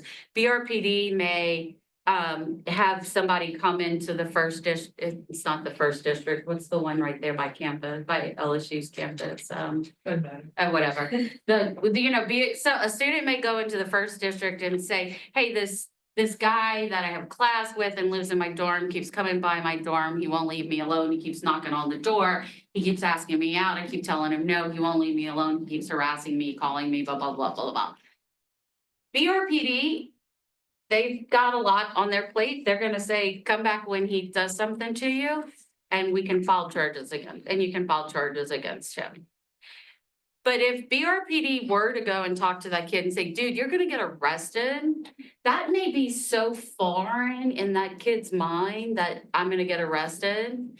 Because there are kids out there that doesn't mean anything, right? And I know that's hard to understand, but it really doesn't mean anything to them. Jail is this abstract thing. Getting arrested is this abstract thing. That would never happen to me, right? But if the police officer from Southern and Baton Rouge goes and knocks on that kid's, and you go and report, your student goes and report, and that officer, which, not to say campus police aren't busy, but a lot of times they're not, they have a little bit more time and a little bit more interaction with the students because that's part of their policing, right? More community-based policing. They go and talk to this kid and say, not you're gonna go to jail, but you can get kicked out of school for this. She can bring a Title IX complaint against you and you can get kicked out of school for this. That's much realer. That's not very good English, but that's very real to these students, right? That's something that is real in their mind rather than jail. And so that's sort of the training that I have with. So there have been two separate trainings that we've done. So I know we're on a time I know. crunch. Give us the training. I know. I could have given you all the training by then. I know. Look, Brian just wrote me a note telling me I'm talking too much. Stop me. That I'm talking too much. But all of this stuff is so very important because I'm going back to the fact that what has led us to this whole panel discussion was with the incident that happened with you. I am not letting that go in that you have not gotten a response back. If I interpreted it incorrectly, then you correct me. You have not gotten a response back for you to go and do the training there. I've had conversations with all the people that I mentioned, given them my card and said what I could do for them. And I have not heard back from anybody That is a to schedule problem anything. For me. So, Mr. Manuel, I want you to make sure, and I see my good friend, Ms. Kim Robinson is back there, that I want an answer back responding to her today when they're going to set this up. That is a slap personally in my face, because this is what brought us here. And of all the universities around this table, it is the one with the least response to this simple request. And I am personally offended. And by the end of today, Madam Commissioner, Yes. I want somebody to call me and tell me when this meeting is going to be It will scheduled. happen. Senator Barron, Okay. just to clarify, LSU has had human trafficking training and the training on trauma informed. We just haven't had it with Monica. Our law enforcement has had the training. We're not having training. We've had the human trafficking training through POST. Because all of our officers are post certified. Right, they've had this, the 7-hour human trafficking training that all post certified folks And get. It's an so- online training. And Marshall has been checking, he's waiting for a class, so he will reach out to Monica today to schedule a private class for LSU, but Yeah. he did get her card in what's the September, but difference then? yes, we've had the human trafficking training and we also have, But everybody has the human trafficking training. Every post-certified law enforcement, that's something Senator we Barrow, have annual training. Senator Mizell, the 7 hours of online training. Yes. And we also do annual training and we do trauma-informed training with a nationally recognized instructor, Tom Tremblay. So we So, these receiving the same training that you provide? Okay. They're Doing doing, so training, that's really good training. it is, yes. So they have not, and that's all I'm saying. I'm saying that I have not done the training on their campus. I've not been informed of that they had other types of training. And Tom is a great trainer. He does great training. Now, I don't know if he's doing the specific state power-based training or if he's probably just doing the neurology of trauma, which is a good training. It's a valid, very good, valid training, absolutely. He's one of the best law enforcement trainers. But Absolutely. the problem is that, like Monica is saying, he's training them to investigate sexual assaults that are gonna be moving forward through the criminal legal system. He's not training them on the specific Louisiana stuff. And Tom Tremblay, I would say, yes, that's amazing training. Yes. But he also is gonna say very much up, he's not teaching them on the Louisiana power-based violence stuff. We're known for getting law enforcement to really increase their, I guess, investigations that are more thorough, they're better, and that proceed to prosecution. Right. This is not just what we're talking about. Right. And his training is fantastic. It's better than my neurology of trauma for sure. I 100% agree with that. But it's not the specific state and it doesn't touch on the Title IX information. And we receive our Title IX training through Josh in the Title IX office at LSU, but we're not saying we won't do your Right. training. What I'm saying is that we are having training. I don't want you to think that we're not doing Right. what you instructed us to do or any training. We are So- doing exactly that. Yeah. But Marshall will follow up with Monica. He's been following up, but all LSU PD has been taking the national training and it's also coordinated with BRPD, who is also our partner here in Baton Rouge. So we're not doing training. I think if they just made sure she knew that, I don't know. Yeah. Just making sure Even if she the I mean, yeah. commissioner didn't know that. She So probably that's not good. Yeah. And Josh's But- training covers Josh's training, which I've seen, is the procedures and policies of Title IX, but it doesn't cross, and that's So we Yeah. will take your training. well, I mean, you don't have to take my training. I didn't know that y'all were doing the We're other gonna take yours trainings. as well, because we want to be in full compliance, so we're gonna take yours as well. I didn't want you to think we weren't doing any training. We are doing training, and we will make sure that we are signed up to take hers. We will schedule her to be with all LSU law And so enforcement. all the training that you guys are taking, making sure that we all know that, because what if a Right. problem is that we didn't know that, because I just asked the commissioner, did she know that? And she did not know that. So that for me was But- a breakdown of communication, right? And we did not know that. But So we'll, go ahead. no, Senator, I was just gonna say, in terms of like the reporting out to you all in terms of the training that we are receiving, if there's a request that we provide you with the training that we're receiving, we're happy to do that. Yeah. We never had that request to provide that list of training that the law enforcement personnel is taking, but we can certainly provide you with That that. would be helpful. Yes. Excellent, thank you. So I know we've got I know it's Thank you for your push us update. along. Yes. Yes. And it's 11:30, and we now are going to hear from the systems update. So let me ask this question before we do that, Yes. because I don't want to slight any of you. Can we go to 12:30? Is that okay with everybody? That's fine. There's Yeah. snacks in the corner. If anybody gets hungry. So it'll be on my calendar. Update the. Give me the extended calendar here. Yes, please. Oh. Okay. Bree will do it. Working on it. Okay. Okay, all right. So we will extend this meeting to 12:30, and at this time, Dr. Reed, I'll give it back over to you for the systems update. Absolutely. Thank you for that. Monica, thank you for the training information. I have a note that you're gonna send us anyone who hasn't done the law enforcement training with with the Yes, municipal. Yes. So we can pass that on. Yeah, Okay, so that's great. Okay, so system updates, Bree has given the systems, a little bit of a template, I believe, for information to share with you. And I believe the amazing Eric Calais is first up, University of Louisiana System. Thank you, and thank you, Bree, for putting me first, I think it's I can get it over with, but I can't anticipate the questions. But, good morning and, You might. post afternoon. Oh, that would be There you go. good. All right, so we'll start off with our budget summaries. And most of our institutions are using their monies the same way, and here are the allocations. We've been going on with the initial amount that was allocated to all of our institutions. And you'll notice at the bottom, the system office, we've kept a small portion for ourselves, just for training and such. So the campuses within the UL system are utilizing their allocated funds strategically to enhance Title IX and power-based violence initiatives, focusing on personnel expansion, professional development, technological enhancements, and outreach.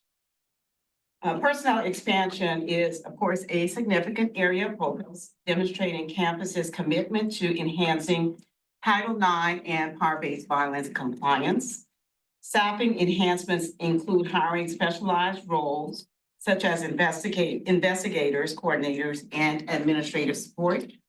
For example, Southeastern is adding a dedicated director, while Northwestern has introduced a deputy Title IX coordinator and stipends for key roles. These enhancements aim to provide efficiency and effectiveness of the Title IX processes.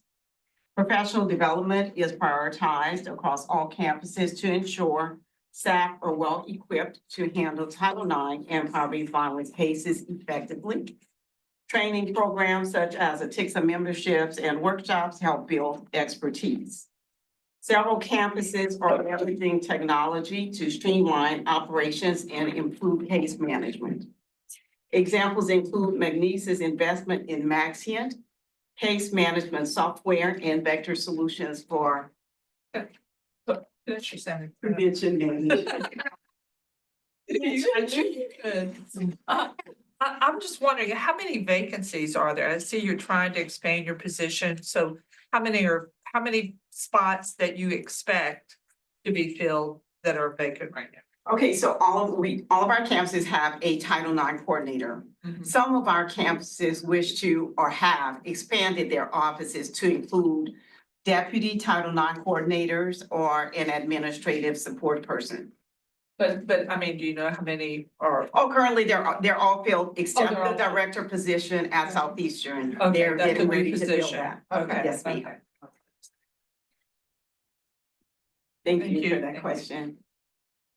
All but one you said? Yeah, Southeastern's about to Southeastern. fill. A director It's position. been a director position. Yes. Previously filled because everyone has a Title IX director, right? Well, this is in addition to the Title IX coordinator I see. Got it. for Southeastern. Got it. Okay. Grambling has purchased tablets for incident reporting, so they use their monies for that, some of their monies. And of course, these tools enhance efficiency and facilitate better tracking and resolution for cases. All of our campuses do awareness, outreach, and prevention. They're emphasizing prevention through awareness campaigns and student engagement initiatives. Nichols, for example, allocates funds to promotional items and presenters. ULL invested recently in campus climate survey incentives to boost participation. And these efforts underscore a commitment to fostering safer, more inclusive environments. Memberships to professional organizations such as ATIXA are common investments for our campuses, and it allows our campuses to keep with best practices and focus on regulatory changes. Funds have been directed toward outreach events and speaker engagement, such as Magnese's sexual assault speakers and ULL's prevention programming. And some of our campuses do use third-party expertise. Several institutions, including ULL and UNO, have allocated funds for consulting services to supplement in-house expertise. This includes hiring investigators and decision makers to handle complex cases, ensuring impartiality and adherence to regulations. Sometimes our campuses do encounter cases where there may be a staff member, a high-ranking staff member, and the student, a case like that, that may be a little too complicated and touchy for our on-campus investigators to handle, and so we will typically outsource. In times past, we have used Atixa. Currently, our campuses are engaging the services of Grand River, which is another Title IX agency. What's the name of it? Grand River Solutions. Okay, yeah. Smaller allocations for supplies, promotional items, and travel show thoughtful spending to maximize resources while addressing immediate needs, such as engaging materials and supporting outreach campaigns. So good. Yes, ma'am. All your different campuses, are they sharing what they've learned with each other? You know, so they're making the best use of what one has benefited from and coordinating the best practices among themselves. So Yeah. don't spend your time doing something, but I know this works over here. Okay. Yes, I'm glad you asked that question. Yeah. We meet. Take me to lunch after that. I might. So I meet with our Title IX coordinators bi-weekly. And that is an opportunity for them to share their experiences. They may have challenges with certain cases that provides them a safe space to talk about those things and of course share best practices. But you also do system training. Yes. Part of your allocation for your system, you all annually do a system training. Yes, I was gonna talk about it later, but I can't talk about it now. Okay. Okay. So we do system training, and so October 28th and 29th, this past October, we held a training on the campus of ULL. It was a 2-day intensive training, and we hired an expert from Grand River Solutions to deliver that training. It was well received, and it was on a smaller scale. We have been doing summits, which have been helpful, but this year we wanted to focus on our Title IX teams and provide them with specific training. Great, thank you. You're welcome. Any questions about the spending before I move on to the next interesting part about the incident report updates? Well, training updates next, right? Yes. Training updates. Yeah. Oh. Somebody needs something. Incident, yeah. Information here. Okay. Which is fine. So currently, we have approximately 12,013 employees in the system across our institutions. 72% of those individuals have been trained. And I must say, as all of you know, the number of responsible employees, it is a moving target. We're constantly hiring new people. People are leaving. So at the end of, as of last week, I'm gonna say, that is where we are with the number of responsible employees. 72% trained. All of our confidential advisors have been trained. Our campuses are making a push, of course, before the end of the year to have 100% compliance. Because legally due by December 31st. That is correct. Got it. Yes, ma'am. Got it. So we're pushing. Gotcha. So you have 70 confidential advisors across what, 9? 9 institutions. Yes, ma'am. And so that's like 10, does one have 20 and one have 1? Oh, no, I mean, ma'am. Is it No, pretty ma'am. equally It's- distributed across? It's dependent upon the size of our institutions. I would say. The ratio is 1 to 1,500, one confidential advisor to every 1,500 Oh, students. great, okay. Oh, Helps. You guys Thank had us define it. And that's based on numbers from the International Association of Counseling Standards. Thank you, Allison. In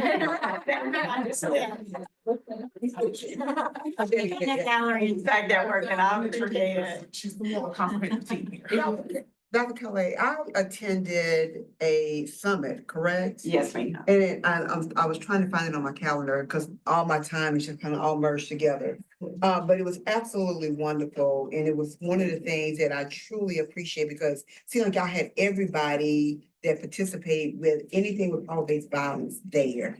Participating, taking in questions from the audience, student participation. So I don't know if you're gonna talk a little bit about that or not, but I did want to highlight that because I really appreciate the intentional effort to really be engaged and really making it an item that is front and center for everybody. Yes. Yes. Thank you for that. So when was that? That was last October. Oh. Yes, that was October 2023. I know the time just flies by. Okay, Yes, October last year. and so y'all have it every year, so that's what y'all had this past October as well? Yes, on a smaller On scale. a smaller scale, okay, Yes. got it, got Yes. it, got it. And so next year, we'll probably go back to the one where you were part of the panel, the one that you were calling October 2023. We'll go back to having a larger event. Okay, I just wanted to mention that because, again, it was top notch. It was inclusive of everyone involved with the power-based violence issue. And people were participating, talking about what was working, what needed improvement, or what needed to be changed. And I really truly appreciate that. Thank you for saying that. Yes, and another reason we went with a smaller scale event is because of we thought we would have to implement the 2024 regs, but we did not. Right. So we wanted to make sure that our Title IX teams understood where we were in terms of the regs and that we were still focusing on the 2020 regs. So that's what's going on with our responsible employees, again, making a huge push to make sure everybody is before the end of the year, which is seems like tomorrow. That's right. So I'll just talk a little bit about, there we go, the incident report updates. So currently, and these numbers are from the April reporting cycle and the October reporting cycle. So formal complaints, power-based violence, we've had 11, and 3 of those were actual findings, and 26 formal complaints across our institutions for Title IX and 10 actual findings. And it seems like it has been taking approximately 45 to 60 days for our campuses to resolve.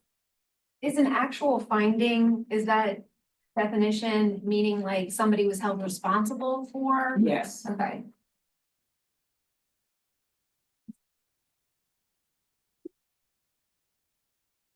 Just a little bit about what you have a question, I'm sorry. So you had 11 complaints, formal complaints, right? Yes, ma'am. And the findings were on 3. Correct.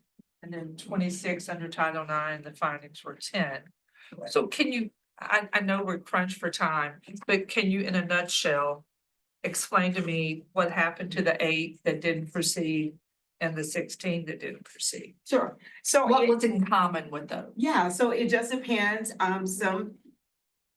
the complainant sometimes did not want to go forward and go through the whole investigation. In some instances, the investigations had been completed and they did not find the respondent responsible. Right.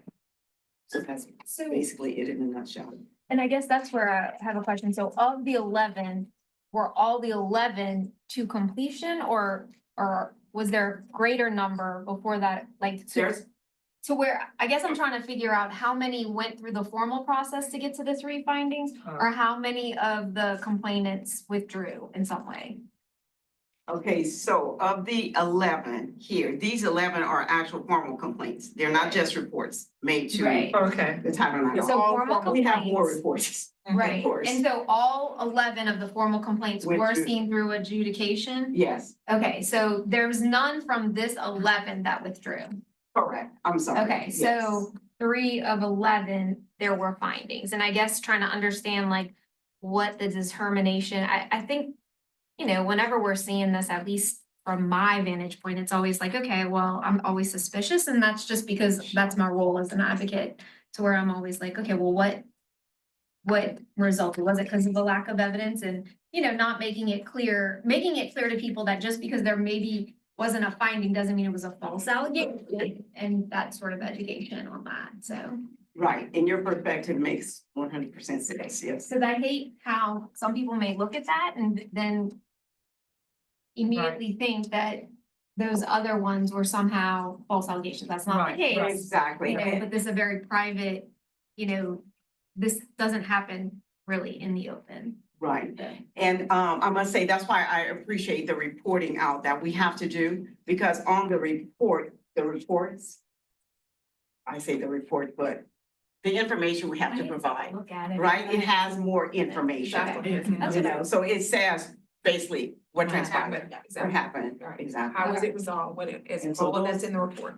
Right, Right. and those are the reports that are published to our website, That's and for everybody to digest. Thank you. You're welcome. All right, I'll push us along. You Oh, wanna- wait, you no, want me yes, to I'm finish? sorry, yes. Show us your I pictures love real quick. pictures don't work, how's that work? Yes, yes. What they say. So, these are, photos from, Grambling State University. They have several outreach initiatives for faculty, staff, and students to provide information about Title IX, poverty, violence, policies, and practices. Most importantly, as with all of our campuses, Grambling provides outreach to ensure that all stakeholders know how to report sexual misconduct, because, you know, we have a lot of students on our campuses. So we want to make sure that they know, hey, here's where you need to report, and provide them with that information.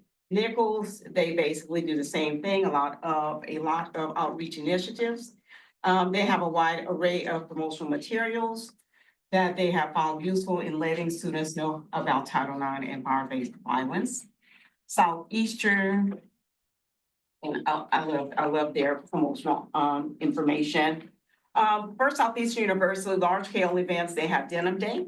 It's a midday resource and informational fair held annually in April during Sexual Assault Awareness Month. And it's supported by campus groups like FYE and admissions teams, and they often dress in denim. They also have Strikeout Sexual Assault Tailgate. And it's a late afternoon tailgate held in partnership with athletics and the Division of Student Affairs. It combines resources and informational browsing with community engagement. So I think they have one planned for April 15th of 2025, if anybody is interested in attending.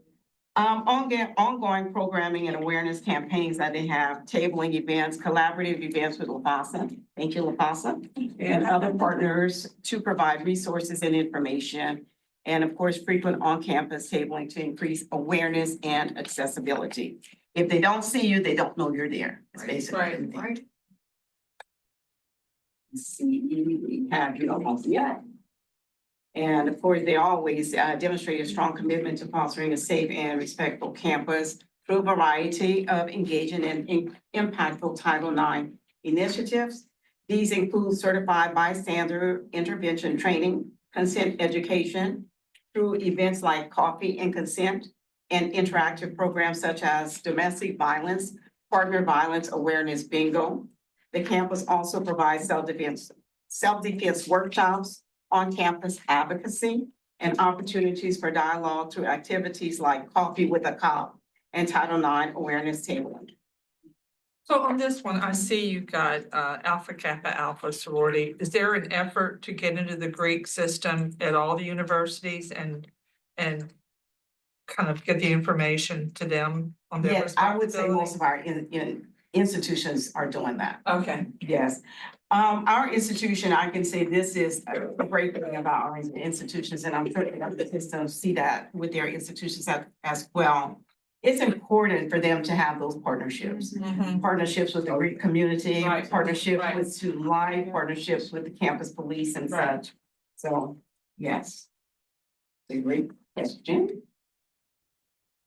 And then here we are at our event that I spoke about earlier, October 28th, 29th.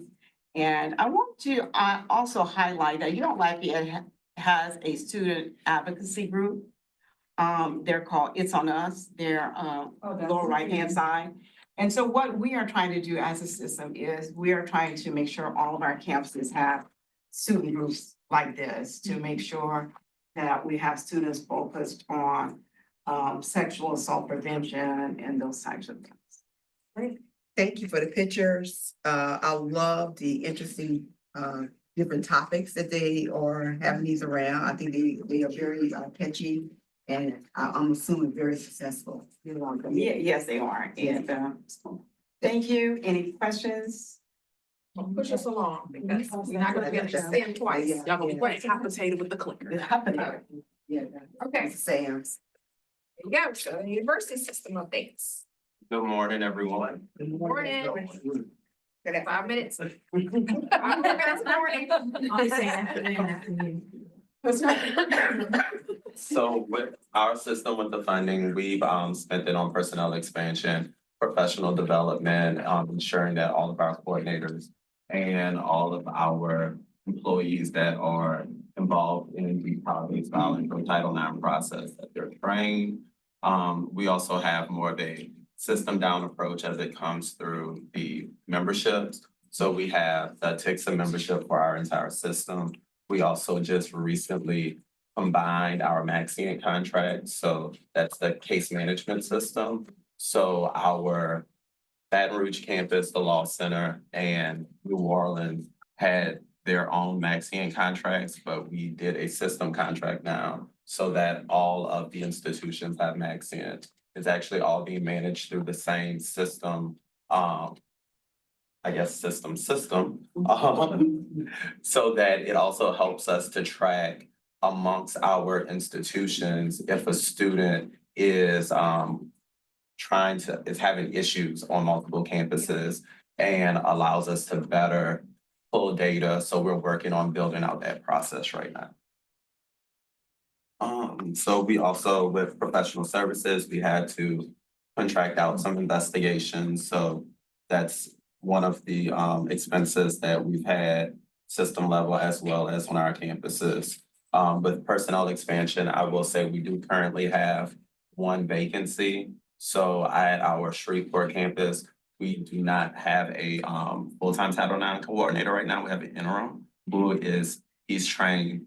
He's doing a dual role now on 2 campuses for me, but he's ensuring that everything at Shreveport happens. So anybody that's looking for a job to be a Title IX coordinator, please apply. Shreveport and where? Southern University at Shreveport. And where else? It's just, he's doing a dual role. One of my employees, On that campus. he's on a different campus. He's my investigator, but on that campus, he is interim Title IX. My Baton Rouge campus. Wow. So yeah, so he's working with them to make sure that all of their, any complaints that they have is done and they're getting all of their training. So the title for that position is Director for Compliance. They're the Title IX and ADA coordinator for that university. So if anybody's looking, it's posted on their website under Human Resources. We've also did some technology. We have Otter AI on some of the campuses where it helps to transcribe those notes and those things to help the investigators. And print materials and office supplies.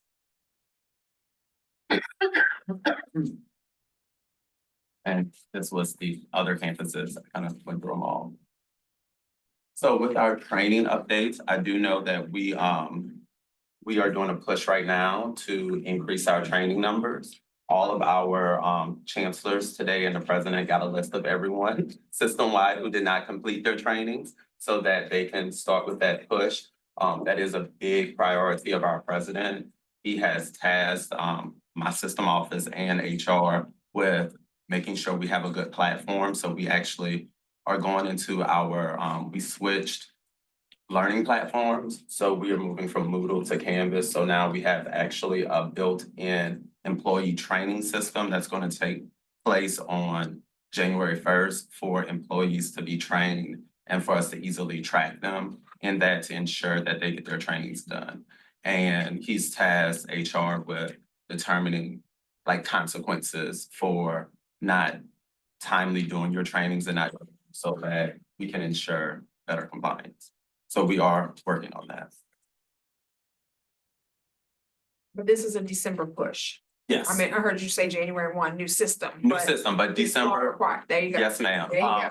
I need you to, that's it. As of today, You gotta deliver it in December. Yes, Okay. as of today, they received a list of Okay. all their employees on their campus that have not completed their mandatory trainings. I would say it's not just this trainings, it's all the state mandatory trainings. Right. So to help push that along Okay. within the rest of the month. Thank you. Do you know how many vacancies y'all have? Just the one? In Title IX area, Yeah. power-based violence, just Just the the one, one. yes, Okay. ma'am. And next is our incident reports. So these are just formal complaints. So with our formal complaints that we've had, This is the same cycle, April and October.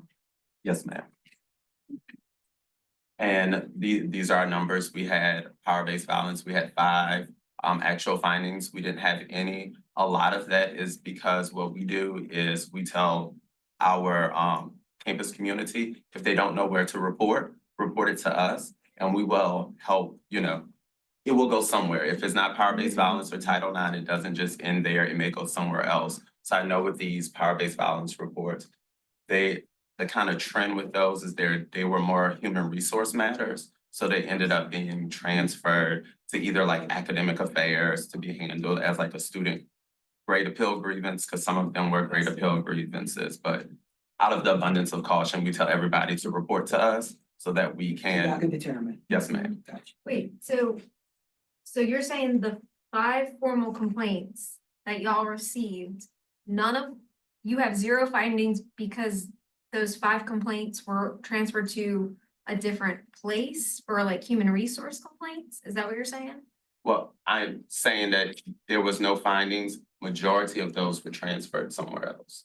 So, Like a so grade you only appeal? had 5, and of the 5, the majority were inappropriate. They weren't actual power-based violence complaints. Is that what you're saying? Yes. Like they It's like were, really, really But we did- scary low. well, we did numbers. have some Title IX complaints and we had findings on those. So, I just so don't I know wanna how to make get that sure, mixed up. to Morgan's point, because my board asks this question every time, why is the reporting so low? So I know we're crunched on time, I wanna hear from everyone, but I wanna make sure we have a placeholder on that point about low reporting. And Overall in higher ed. And I will say that we have way more reports than this. This is just the ones that are formal complaints, where they're either, like, they titled it as a formal complaint, or they, so we took it through that process, even though it might have just been a report. But, we have way more reports than this. This is just what we report out as formal complaints. So just a quick question, I know we're pressed for time, but like for the other systems, like if y'all have a complaint that comes to you for power-based violence and it's not a power-based violence report, your numbers that you had, I think it was like 11, are all of those 11 power-based violence reports actual power-based violence reports, or did that include numbers that maybe would have been something that was human resource related, grade? I'm just trying to make sure we're characterizing those 5 reports as, like, it seems like we shouldn't include the numbers that are human resource reports, because it's not a formal complaint under. Well, it came through so how our policy works with it is that if it's a formal complaint and it is non-Title IX related, just for power-based violence, not Title IX matters, it goes to human resources, because it can cover a bunch of things. And I will say the Board of Regents sample policy does say that we can transfer that to the discrimination policy under human resources. So that's where that's handled. But if the human resource director decides that when they review it, that it's actually one of those power-based violence, then they will report that outcome to us. But when we checked on these outcomes, some of those were transferred either somewhere else, or it was determined that there wasn't power-based violence based on that formal complaint, if that makes sense. But all those determinations are being made through HR. Only for employees that it's not Title IX. And when I say employees, I mean employee responded. So what made it a formal complaint to Yeah. begin with? So they might have titled it formal complaint, so to Stay. the complainant, so. Oh, so I'm filing a formal complaint. I don't understand how like a student would say, oh, I want to make this complaint formal. I mean, to me, they're making a complaint. You're deciding, or whoever that receives it decides if it's accepted as a formal complaint. No, that's not how that works. No, ma'am, and majority of the. We're talking about 2 different things. I think there's I don't want to say a language barrier, but there's some sort of a barrier between what we want to accomplish with a complaint that comes to your office for Title IX and what's actually happened. We see that a lot. When students will submit something and be like, oh, I thought I did submit a formal complaint. Yeah, right, so that, and maybe therein, we need to like Have tighten up the language or the process, because I don't know how, and maybe I heard wrong, but like a grade change situation would even like it's come in either as a one that's formal based on like complaint to a sexual power-based harassment or violence. something. Like I got this grade because I was told if I didn't do this, or it's not. I don't know why, like, so it's confusing for me to see 5, 0 with actual findings, but then I'm told the majority, so I would imagine at least 3 are not really based on these findings. So some of that is employee-based too, so because of the trainings and what we've been doing, they know to say that it's a formal complaint, so we have to take it through the process. Cause if they call it a formal complaint, we have to take it through that process. As opposed to if it's just a report, that's where we can help guide them. If it goes, if they decide, and we can say, well, this doesn't look like it's power-based violence or Title IX. This may be something that academic affairs or student affairs or something else, but if they file a formal complaint, then we have to bring them through this process. And some of these were actually employees that filed power-based violence matters that I don't. Employee grievances. Yeah, that were actually employee grievances. They're actually Title VII. Yeah. Yes.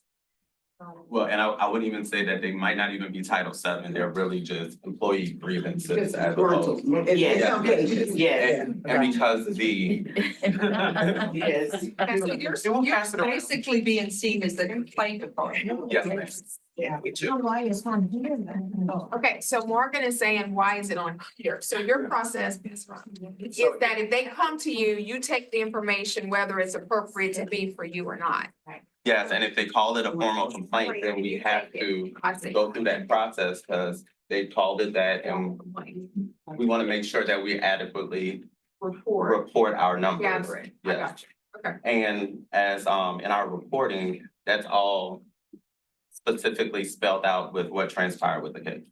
Got it. So you got nothing that was what Was real was powerful. seen as a power-based violence complaint. And that whole reporting period, you got nothing. No, ma'am, not an actual finding, That's incredible. but we did have some findings under Title IX. So we have 4 Title IX formal complaints. We had 2 findings there after the process, and the other 2, I believe they found them not responsible. What happened with those findings? What happened? Like, what was the consequence? So I believe one of them was an employee, well, 2 of them was the same employee, so the employee received disciplinary, What was sanctions that? for- What was the discipline? Period. He's still on campus? Yeah. Well, he was, suspended 2 months without pay. But is he back? Trying to think, I don't think he's back yet. I think he But comes he's coming back. Yes. Maybe in.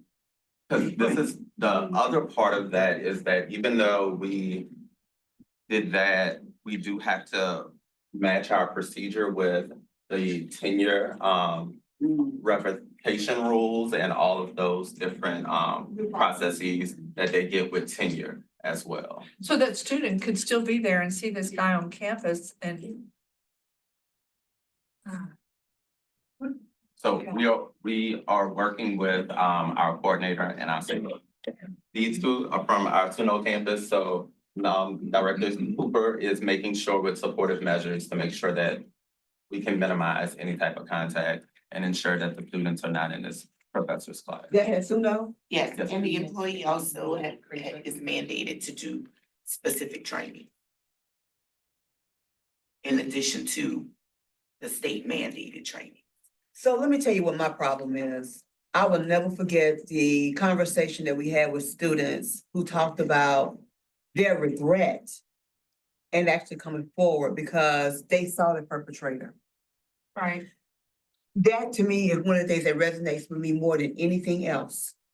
And some of them dropped out of school or said that they were dropping out of school. And we gotta figure out a better way. So is it possible that he could be transferred somewhere else?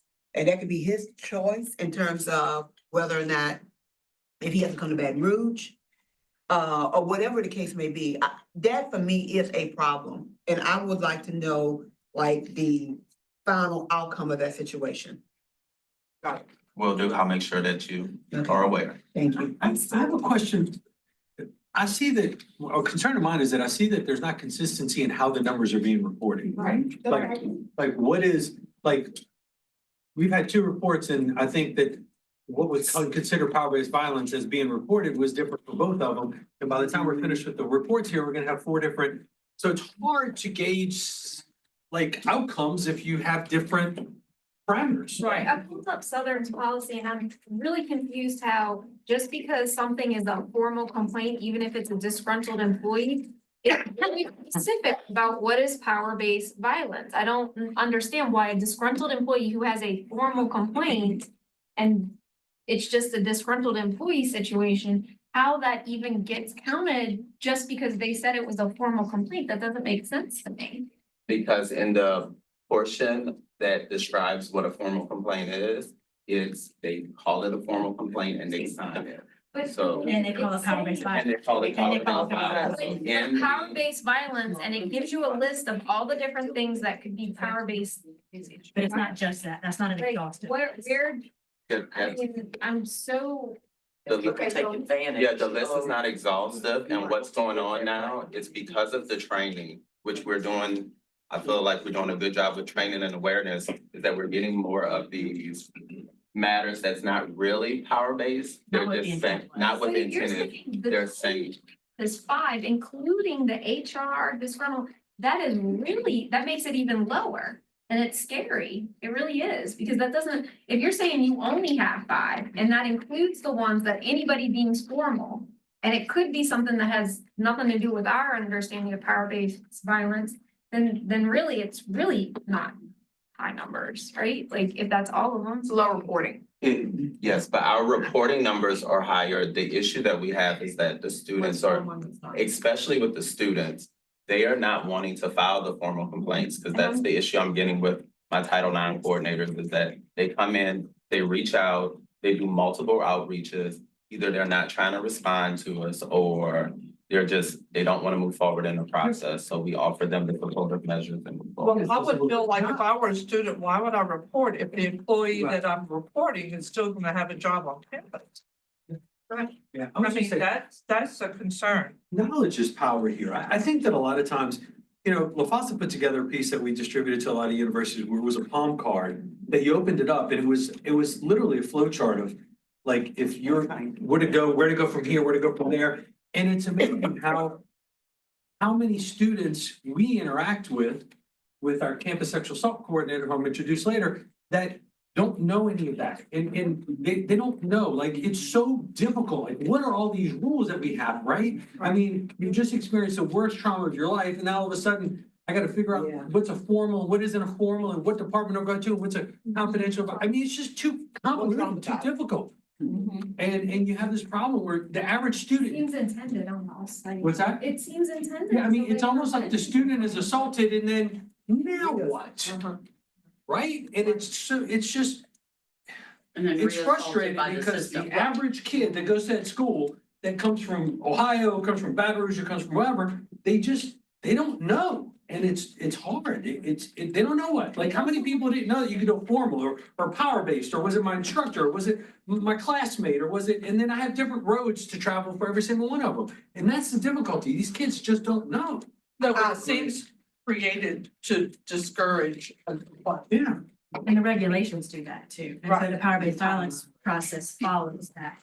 So that's some of the. We have to talk about that. Yes, Right. yeah. We have to talk about that. So, for the sake of time, let me go back to this, because I just said to the commissioner, I believe that we need to have another meeting dealing with just this issue, because there are more questions that I want to ask, because I want to get to why the numbers are so low. Right. And so this makes me wonder if what we're doing is even really working, because do the kids or the young people feel real confident that if they come, that they're going to have results? And I'm thinking, no, but I don't know that. So this is what I'm going to ask. And I would like to see if we could possibly come back maybe next month or by February at the latest to have a meeting to address just this particular issue? Incident reporting, Yes. just incident We reporting. need to get notice out to where the universities are posting about the meeting for students, because I think that students may have a lot to say about this. I have a feeling that they came to the table, they would be like, well, I reported something and, yeah, like, I don't know, there's. No, they're shaking my head. Yeah, I think you should. I think you should invite students to let them talk, tell their side of everything. Okay. Excuse me, may I make a comment? My name is Carrie Thomas. I am the Associate Vice Chancellor for Compliance for the Law Center at Southern. So I work with Mr. Sams. Okay. I'd also like to see you guys invite the people on the ground, the actual Title IX coordinators, because I bet you would get a different perspective. From my perspective, and my campus is pretty small, I have relationships with my campus. So sometimes when the numbers do come in, like I've also raised my concerns with Mr. Sams about the really formal complaints I reported. Because I've been doing this since 2018, so I've seen Title IX change. So I welcome all students to come in for whatever, I take all complaints. I don't care if it's HR or whatever, and then I work with the student on where the proper place, like I guide them through the proper place. So if it is it turns out to be a grievance that would be better handled from an academic grade appeal, the professor did, we had some issues. I walk them through that process so that as a Title IX coordinator, I still have that relationship with them. So I do think that maybe bringing Title IX coordinators, not the administrators who we report to, but the people on the ground who are working hand in hand with those students and faculty and employees, and really getting a better perspective about what we're seeing. What are the gaps? How is power-based violence, the policy itself or the law itself, like what are we seeing on the ground? How is it impacting the work that we do with students? Because a lot of times these reports are all numbers, quantitative. We're doing the qualitative work, right? Like we are engaging with students who sometimes they don't want to report, and it's our obligation not to have them go further, but to be their support through that entire process, to let them know they can always come back. So I just think we can get a holistic view of everything by also inviting maybe the Title IX coordinators who are working directly with the students to see what the gaps are, just for more information. And we do have some representation with this panel. Right, yeah. I just wonder if there's gonna be honesty about it, because if there's a fear that they will be retaliated against if they tell the truth or something, and retaliation doesn't have to be legal retaliation, it could be bullying, it could be various types of. Exactly, they're not gonna say anything, it's gonna be like, oh, this is all great, and I think that there needs to be a way for people to submit some kind of comment, and I know that we are bound by public meetings and public records, and I feel like there's a lot to unpack, and it's hard because, whether there is a real fear of retaliation or it's, again, a subjective fear, it still exists. I would love to see a survey by the people who contacted the office on what, how they felt their complaint was handled. And, I mean, they wouldn't have to come in and testify. Satisfaction survey. after Right, going right. through the And look, that's what it takes. When Louisiana passed it to where sexual assault survivors didn't have to pay to get a protective order. I mean, they were still going to all these courthouses and getting charged. It took a team of all the centers, all the sexual assault centers, our attorney, to start making these random anonymous calls and take notes and go to the powers above and say, look, this is still a huge problem. It had to be, it had to be almost under the cloak of darkness, right? Like we had to do it as anonymously to figure out what was going on. Yeah. Right? There's still some point. No, they are. Yeah, thank you for that. Okay, so we have 10 minutes and I want to make sure we use that adequately. I know we're going to have a follow-up. Yes. So we want to hear from Amber and Todd for 5 minutes each and then come back to the next meeting, or do you want to hold the next two? I do want to give them an opportunity, Can we hear from each of you for 5 and then we'll yeah. come back with, thank you. Let me scroll through all this. Mine is slides here. Don't give us about 20 minutes worth, right? Hi, Jeremy, man. Look at you. After that, so. All that hard work, man, boom. Jeremiah, I really did. You know, you read it. Okay, so I won't go through all the budgetary things. I'm not gonna belabor. We use it for training. Yep. System Office has an annual training contract with the TICSA where we train all of our Title IX teams 6 days a year. And then individual campuses also do You that. used it for a lactation? Yes, one of our colleges did. Have you ever seen these? They're fabulous. They're like at the airport? There's one, yeah, and there's one in Oxford, New Orleans. And that's where I saw one, was Oxford, New Orleans. They're fabulous. So you can look through that, ask me questions at our follow-up meeting.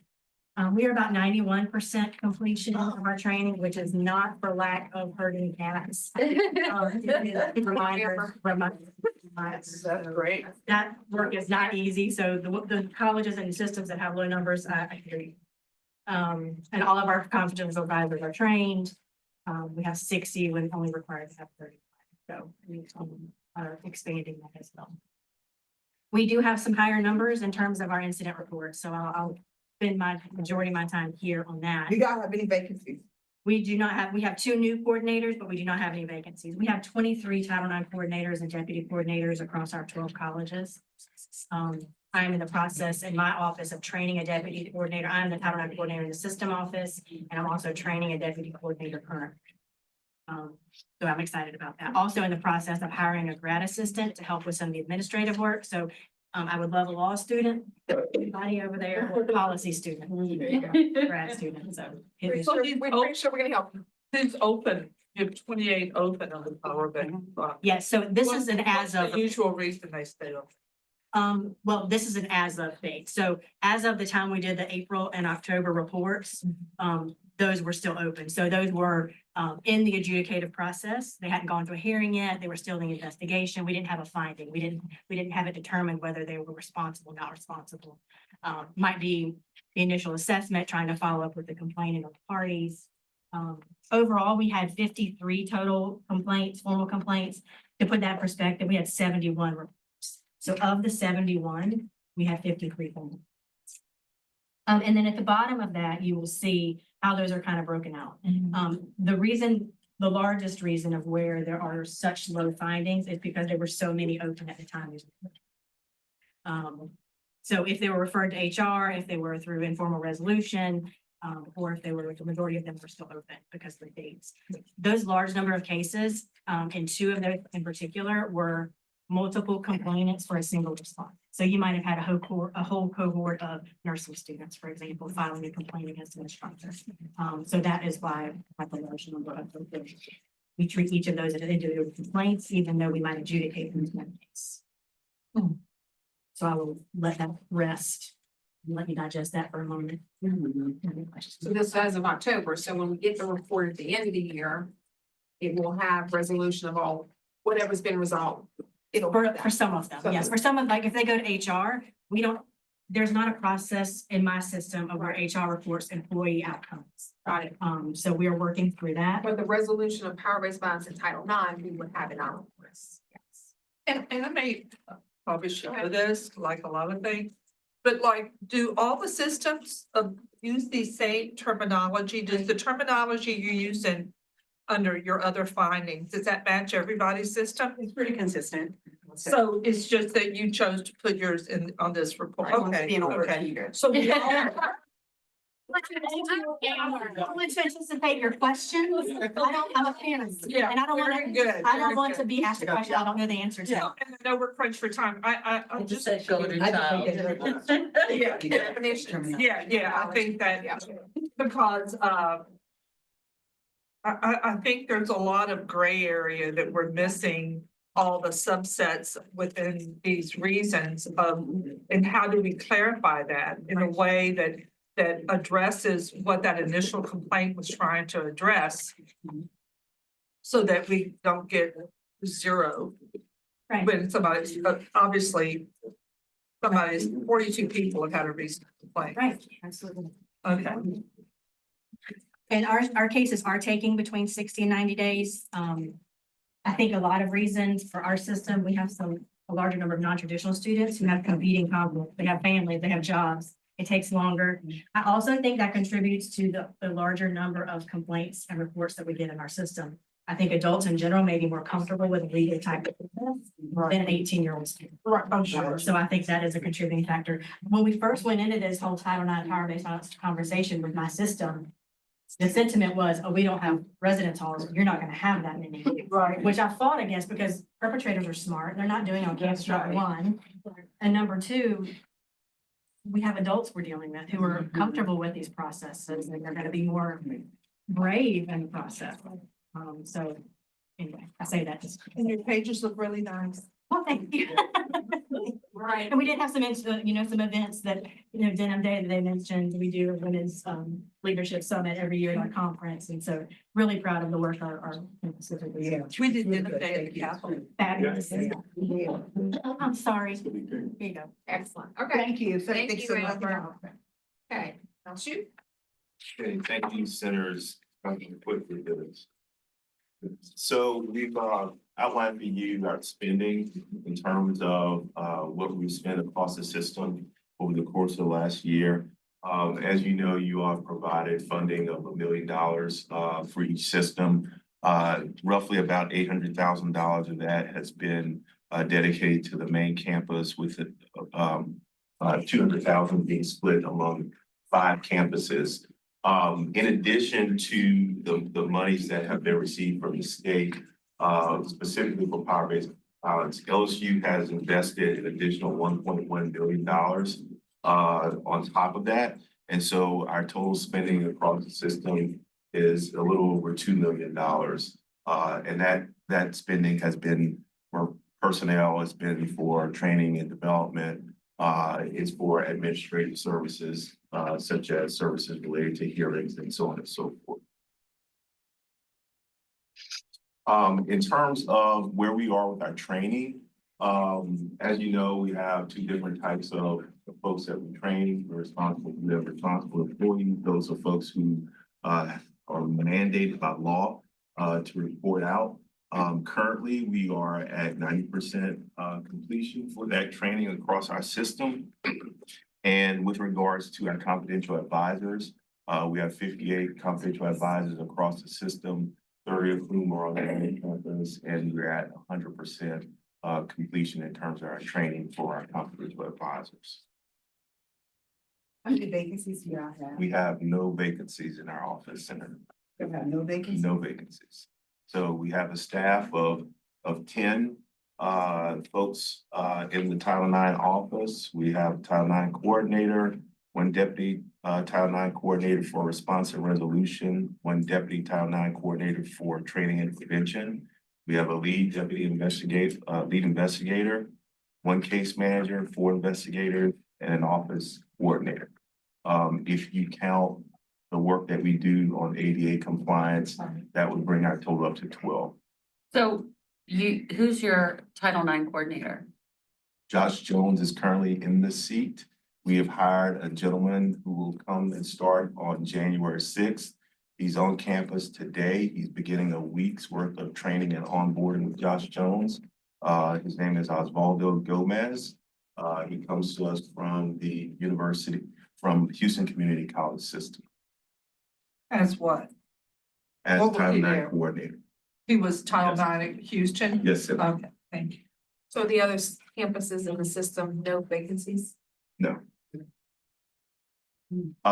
In terms of what we look like with our reporting, as we've been kind of talking about with some of the other systems, there is a difference between reports and formal complaints. As you know, because there's a mandatory reporter policy, that means that every employee has an obligation to report something if they become aware or hear something. However, the opportunity to advance a matter, it rests in the hands of the survivor. And so the survivors, our office has outreach. And as part of that outreach, folks are advised of services that are available to them, including the filing of a formal complaint, which would result in an actual investigation. So across our system, we had 19 formal complaints. 14 are power-based violence related. There was 1 with an actual finding of fault, that resulted in actual suspension. How many of those were at the main campus? We had 13 formal complaints across on the main campus, Senator. That one, that you see there, that was an actual suspension that came from the main campus. What's the timeline for this? So for, Was it October? yes, for the October 1, 2023 through September 30th, 2024. And on average, our cases are taking between 60 and 90 days to complete. What we provided was a range on the very low end and on the high end. What you see there on the high end, there are a variety of factors that play into when a case gets resolved. In order for a case to proceed to an actual hearing, we have to have participation of all individuals. So in the example of the matter that was 22 days, in that matter, we had a complainant that left LSU but still wanted to pursue the matter. That complainant actually basically cut off contact with our office for about 3 weeks or so. And so we were trying to get in touch with them. We also went through a process of having to respond to cross complaint in that matter. And so all those things just add time that it takes to resolve a matter. But that matter actually went to hearing on December 6th. And so we're actually expecting feedback from the hearing panel very shortly. So when that happens, when something takes 222 days, do you all do like a quality review or like some process where you look back and from the initial point of contact with the student, look at what could we have done better? What could we have done that would have satisfied the concern that I believe the system has and also addresses the concern of the student? Do y'all look? Yes, we do that. And in this particular case, Senator, we did. That instance was an anomaly in terms of the length of time. As I mentioned, we're looking at on average 60 to 90 days for our cases that actually go through the formal investigation process to make their way to hearing. That was a very unique set of circumstances where an individual left. They broke off communication with the office. They wanted to switch advisors. We had to help them find a new advisor. So all those things where you're working with an individual to satisfy their needs, but there's some feedback in terms of, you know, what they're expecting versus what we're able to provide. So there may be a finding on that. There could be possibly. Yeah, so out We of don't know 5, that. you may have 1 finding. Other 4 reconciled already. I mean, they're already, because you're saying no findings under Yes. Title IX. Yes. And that's the only one that's still at the point of a hearing, Correct. right? Is there any mechanism where we can look at university systems the size of LSU, let's say, in other states and see how many Title IX reports they have Oh, I versus? think Coach Blackwell did that. Yeah, they did. I mean, they did The- it pretty the question thoroughly and under told us. reporting is really, is an important conversation, Yeah. right?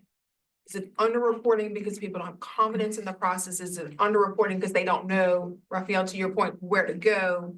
Like, why is it that the numbers are low?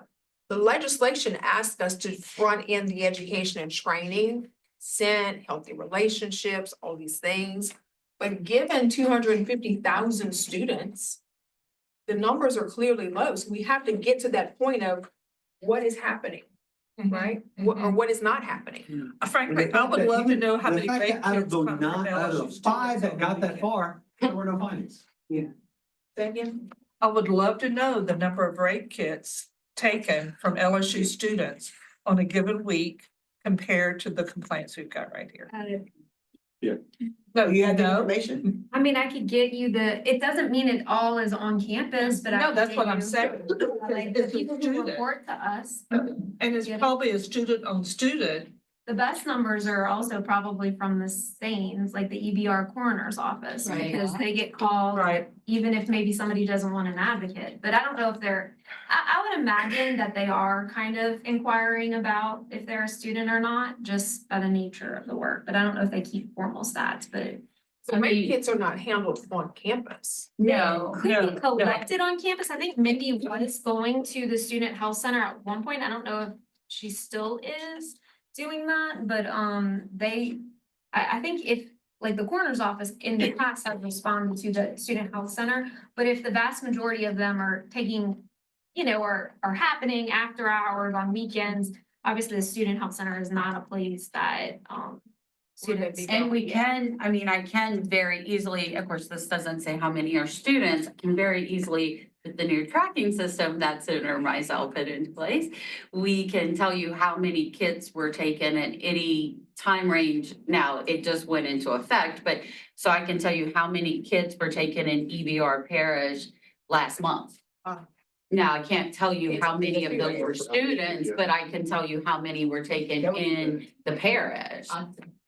And I'm sure a conversation with the SANES, they could maybe narrow that down and say, they may not be able to say of the whatever 30, 15 were students, they may not be able to say that, but they might be able to say approximately, a third of them were students or something to that nature, just from conversations with the patient. And I would say, I think based on all the kids they're doing, I would doubt it would be a third, but I mean, I think to your point Right. that they could probably give some kind of ballpark, but I mean. And I don't think they did 30 last month. I'm just throwing these numbers out. Those are totally made up numbers. Right, and I think sometimes students are coming and they may not want a kit done, but they're wanting emergency prophylactic medication to prevent sexually transmitted infection. So I mean, that's another thing. Possibly a women's hospital could, because that tends to be the hospital that students go to. And again, for the sake of time, I do want to kind of move us along, but I don't want to negate any questions that we may have, and I'm gonna go back to you. I'm looking at the timeline of 222 days. Was it just that one case? That was that one matter. And then the 162 on the power base, I think was the first one. Yeah, power base was 162 days. Is that typical, or was that one case? No, that's not typical. What we did, Senator, in this instance was we gave you a range, right? We tried to show you on the low end, and we tried to show you a matter that had the highs, right? So was it one case that went us to 162 Yes, days? sir. Yeah, because I'm looking at how drastically more it is compared to the other universities. Because I think the most I may have seen was 90 with the system. And everybody like 45 to 60 days. So I'm looking at them, trying to figure out, is this just that one particular isolated incident, or That's one incident. on the It's a power range. base and one on Title IX? Yes. Okay. We've had some cases that go longer than 90 days. I mean, Yeah. sometimes you interview witnesses and then you have snowball Sure. witnesses and then you can't get in touch with that witness. And Okay. so we have had the outliers as well over 90 days occasionally. And Especially during the summer. Especially during summer breaks, yeah. And there are multiple things, there are multiplicity of things that are occurring that you're trying to get done. So you're trying to bring people to the office to interview them, try to coordinate schedules. Sometimes they have advisors, sometimes they have lawyers. So there are a lot of things that have to line up for you to be able to collect all the information and even get it on the schedule to have a hearing. So. And for us, our investigative reports on average have been 40 to 60 pages long.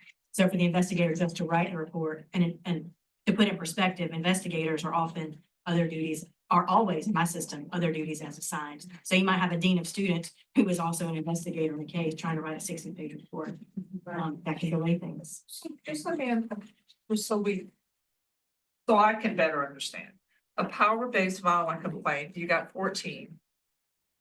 Is that like, give me a breakdown on the level of a complaint? Was it a sexual assault? Was it stalking? Was it, how would you break it down? Like, Well, what we were asked to do in this instance was just to give you the number of Right. items that were classified as power-based Every violence versus complaint. those versus Okay. the total that were classified as Title IX. And so that is how the numbers. So broke that, down. okay, so when that happens, when you get a complaint that becomes a formal complaint, do you refer the student to some sort of counseling or? So when we receive a report, Mhm. Senator, and again, there's a difference between a report and a formal complaint. Right, right, Only a formal complaint results in an actual investigation. okay, Okay, and so when we receive a report, right. within 24 to 48 hours, we have outreach. How many reports have you received to come down to 14 formal complaints? Within the time period that we're talking about, there are 318. And out of the 318, only 14 became formal complaints. Yes, power-based violence. Wow. 19 total formal complaints. Right. So, but when a student calls, I'm just thinking of the student at that moment in time, if they have the wherewithal to call the office based on seeing it online or whatever, and they reach out, are they referred to somebody like Star? Are they referred to like? What are we providing that student at that point of that initial call? Sure. So when we receive a report, Uh-huh. our case managers have outreach confidentially through Okay. the Maxian system, which sends out a confidential communication to a student. The student is invited to have a conversation with our office. Preference would be for them to come into the office where our case manager could sit down with them one-on-one and speak to them. Sometimes students want to do that by video conference. Sometimes they want to do that by telephone. We work with them to do whatever works best for them, right? But when we send our initial communication to them, we provide a list of resources that they can rely on or that are available. So for instance, STAR is a resource in our initial communication that they are advised is available to them. And so once we make that contact with the student has a conversation with our case manager. We walk them through our process. We let them know what law enforcement opportunities might be available in terms of advancing their concern with law enforcement. And we also make them aware of what steps are involved if they want to proceed with a formal complaint. Regardless of whether or not a student wants to proceed with a formal complaint and investigation, we also provide supportive measures to them. So those supportive measures could be adjustments to class schedules. It could be adjustments to work schedules. For example, if they're working in a space where they may feel unsafe, we work with them to make sure that there are accommodations such that they are safe within that work environment. Because the adjustments to class, I'm still back on that, because when we had the hearing, Senator Vera, it was the victim who had to make the adjustment to her class schedule. And the perpetrator went away and kept the same schedule and stayed in the same class. She had to make the adjustment, which I thought was a reverse in the way that would have been handled. So that's something we could talk about. That I just wonder if when you looked at, and maybe this is something we need to ask for you all to provide. When you look at 318 reports, but only 14 become formal complaints, is there one criteria that is blocking that, a number of those becoming formal complaints? Is there some obstacle in the process for a student not to proceed that maybe we're missing? I have a quick question. So that's 4.4% that are moved from a report to a formal complaint. Maybe with your experience in the police force, what is the percentage of those individuals who may report a sexual assault or a power-based violence, and the numbers that are actually, like, how many are they choose to pull back on pressing charges? Or is it still around 4%? Well, that's very interesting and there's a lot that goes on there and Monica can go into this. But typically, we don't see people reporting. It's still a cultural problem where children, young adults, they're afraid to report. Usually, we're getting reports because they report later on to a friend, and so then a mandatory reporter hears them.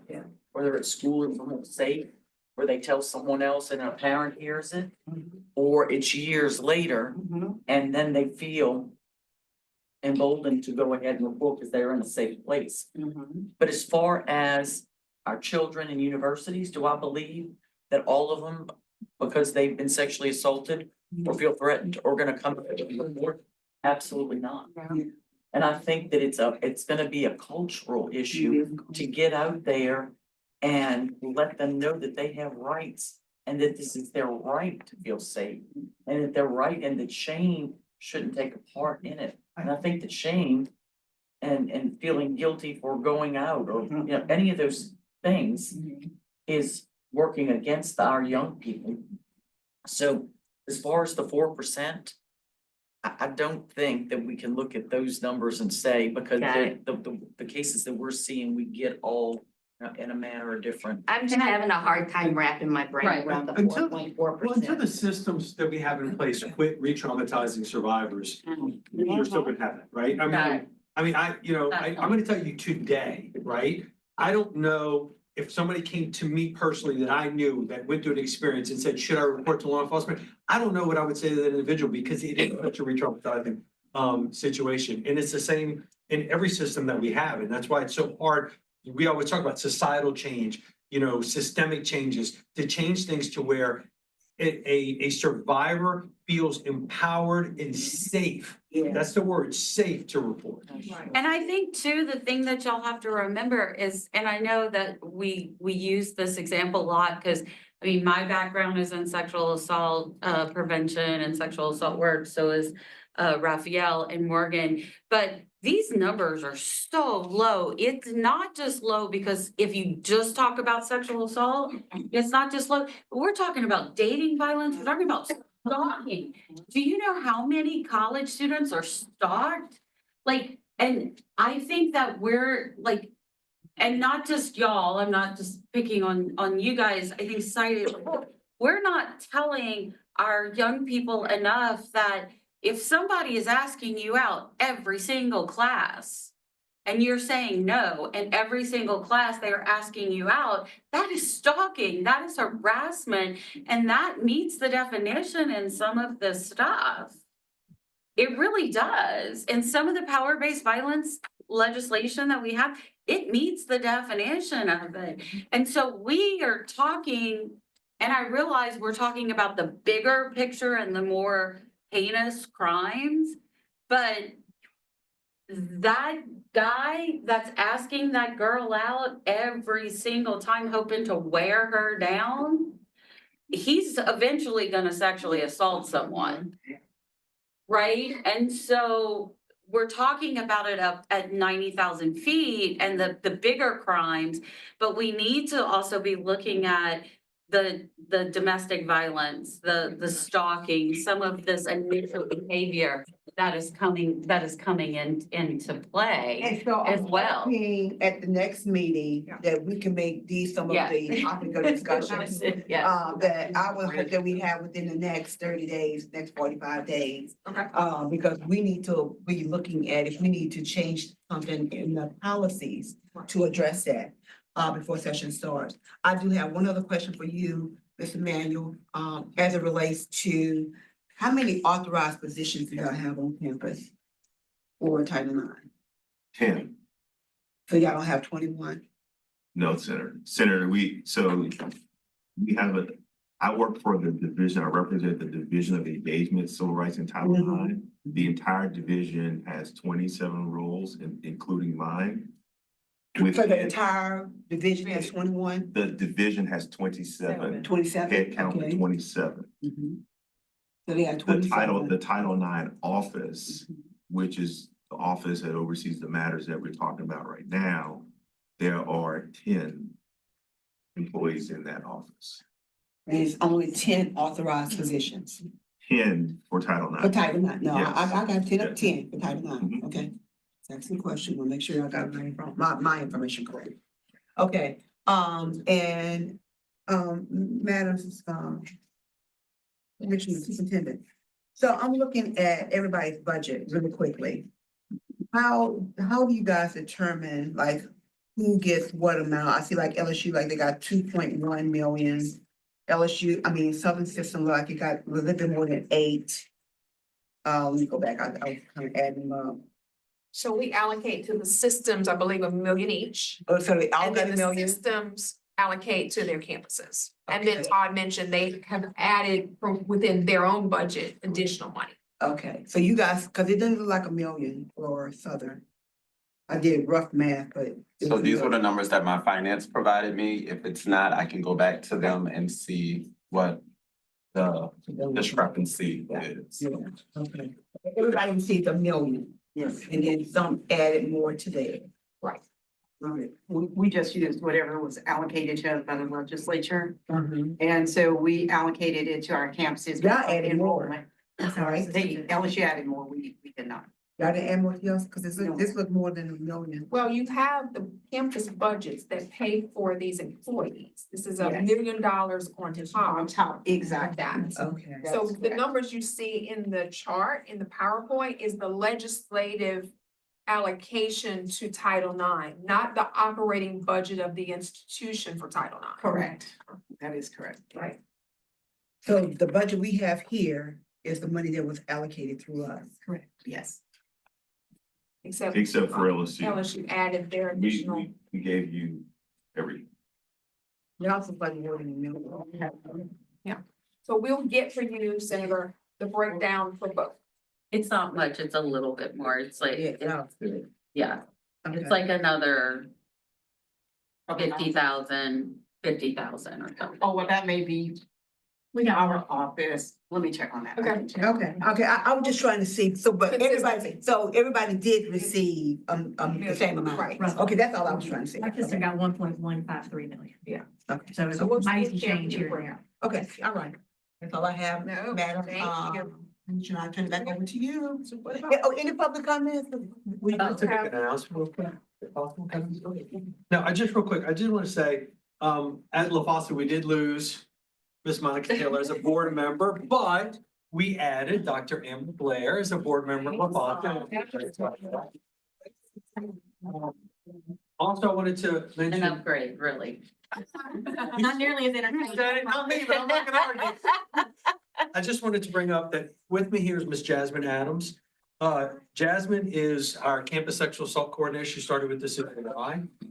She's part of our team that works directly with Title IX directors and students. She's worked with some of you already. I know one of the things that we're doing is we're trying to build at all the campuses, we're trying to build, I hate to use the word an army, but like a bunch of different ambassadors at campuses to be able to help to get word out to students, to table. We try to, as an organization, to work with all the systems to do like coffee with consent and those type things. So please, those are resources that we have. I also want to make sure that one of the directions we're going towards is to make sure that our sexual assault centers throughout the state of Louisiana do have MOUs with the systems to make sure that when a student needs some service, like we were talking about earlier at LSU, they can reach out to STAR, that they can reach out to Pine Hills if they're in Louisiana Tech, right? And then one other thing, I've brought this up a few times, La Fosse does now have a text chat crisis line. It's not 24-hour. We don't have the budget for that. That's something I would love to discuss as budgets. But we do have a lot of collateral that we can provide to the universities, window, like mirror magnets and mirror clingers, whatever, that have the text chat line. It has a QR code. You know, we see a big shift towards text and chatting versus telephone calls. So that's we really want you guys to get that information because we want it to be utilized. And then, of course, red zone awareness, we're trying to work with all y'all. We have some collateral. So all I'm saying is, as an organization, we're here to help in any way we possibly can. And I'm so excited to have Jasmine with us, and she's phenomenal. So please call on us for any way that we can help.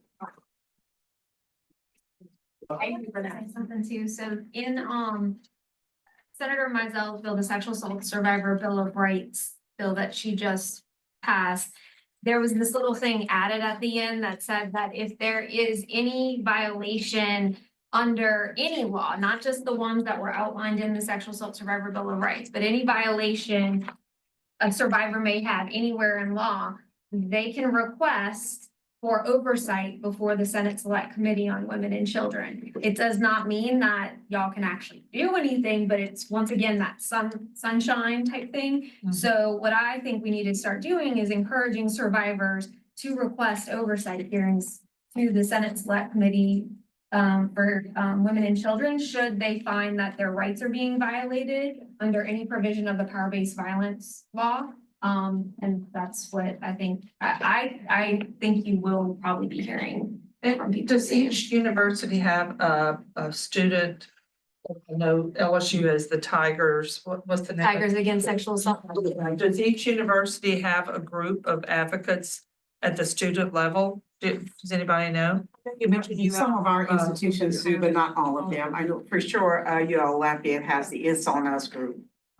So it's done usually through student government, would get the word out on something like that, if we wanted to think there's reach out something to. at ULM too, Yeah, because they usually do I mean, your centers are gonna be what I would say, like, if it's the outside groups, right? Because like, they're the ones who should, and we can maybe do a webinar or something through LaFasa to make sure all of our centers are aware of the new Sexual Assault Survivor Bill of Rights. I think we might actually have something planned. I don't know. I need to get something to you. But to where they know requesting oversight and how to do that also, because not all survivors want to be public, but we can do their initials. We can have, you know, some sort of basis to where obviously the person who's presenting for them could be, you know, swearing to tell the truth, that kind of thing. But I think it is one opportunity for you all to get some of this information in front of you. And I know you'll probably, it won't just be for campus stuff, but you know, it is that little provision that was added at the end. Don't get mad at me, one more thing real quick. Yeah.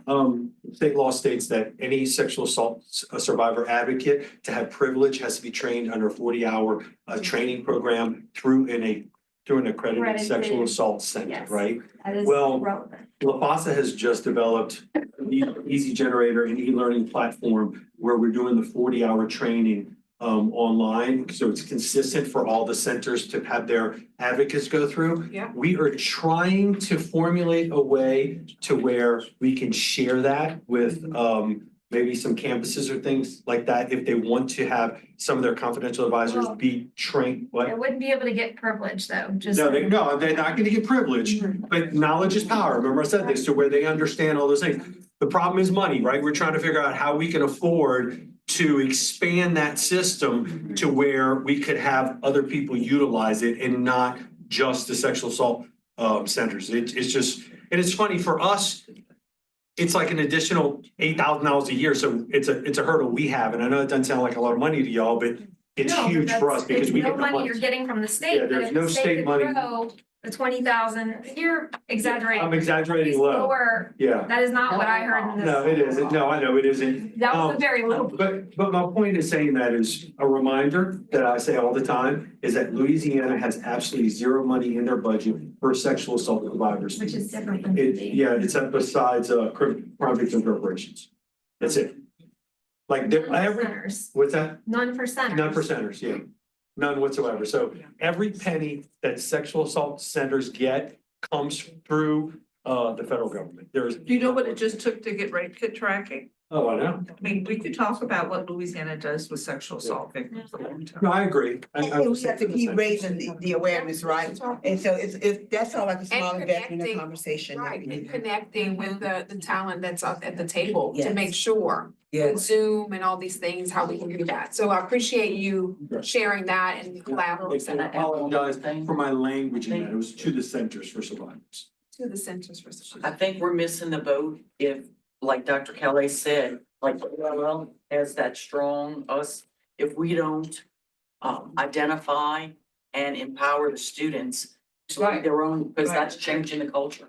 So if we don't like, make that as a priority to identify those strong student leaders and start those groups, that way, if there hesitation to come to an adult, the police department, a counselor, but if they want to speak to each other and talk about it, and then they can, I think that's the first step in changing it. Have the student empowered. Because this is, because we're not hearing the voices from the students. Bless your heart for coming, but. The students' voices, that 316 or 18, I really want to know what happened there. Right. Any additional public comments? Jasmine Adams from FAFSA. Hi, yeah, so pretty much what you guys kind of touched on and what I believe that you're gonna touch on next meeting is pretty much helping campuses connect the paper to the process. And I think that's what I've talked about with some of our systems that are here now is that, of course, we have all of these regulations, but they're not translating to the students and their needs and like with assessing them and then assisting them. So what I'm trying to do with La FAFSA, in which I'm honored to be here, is to help push through and come through with that programming, coming through with that knowledge, that verbiage, that's more student-centered and student-focused. So I think that's like very huge when it comes to barriers and how we are actually assisting the students when it comes to reporting. And then speaking on reporting, as I'm meeting with Title IX coordinators, I think some of the things that we should hone in on is, are our reporting consistent, right? Or are some schools just reporting the reports, or are some schools just reporting the formal complaints? Because there's a difference. And so I think like once we get on the same page with that, then we'll get more of a better picture of what our students need, what they have right now, and how we can move forward. And I think what you're saying exactly right. Between the reporting and the formal complaint, are the processes all the same? Right. Is the way, right. And the So- definitions and. So I'm glad I hired. Smart. And so these are some of the things that we are gonna have listed for the next meeting. And at this time, I don't think we have any additional public comments, so I wanna thank everybody for being here. I wanna thank you for your additional patience, for the additional hour that we've gone over with this meeting. I will now entertain a motion to adjourn. Okay.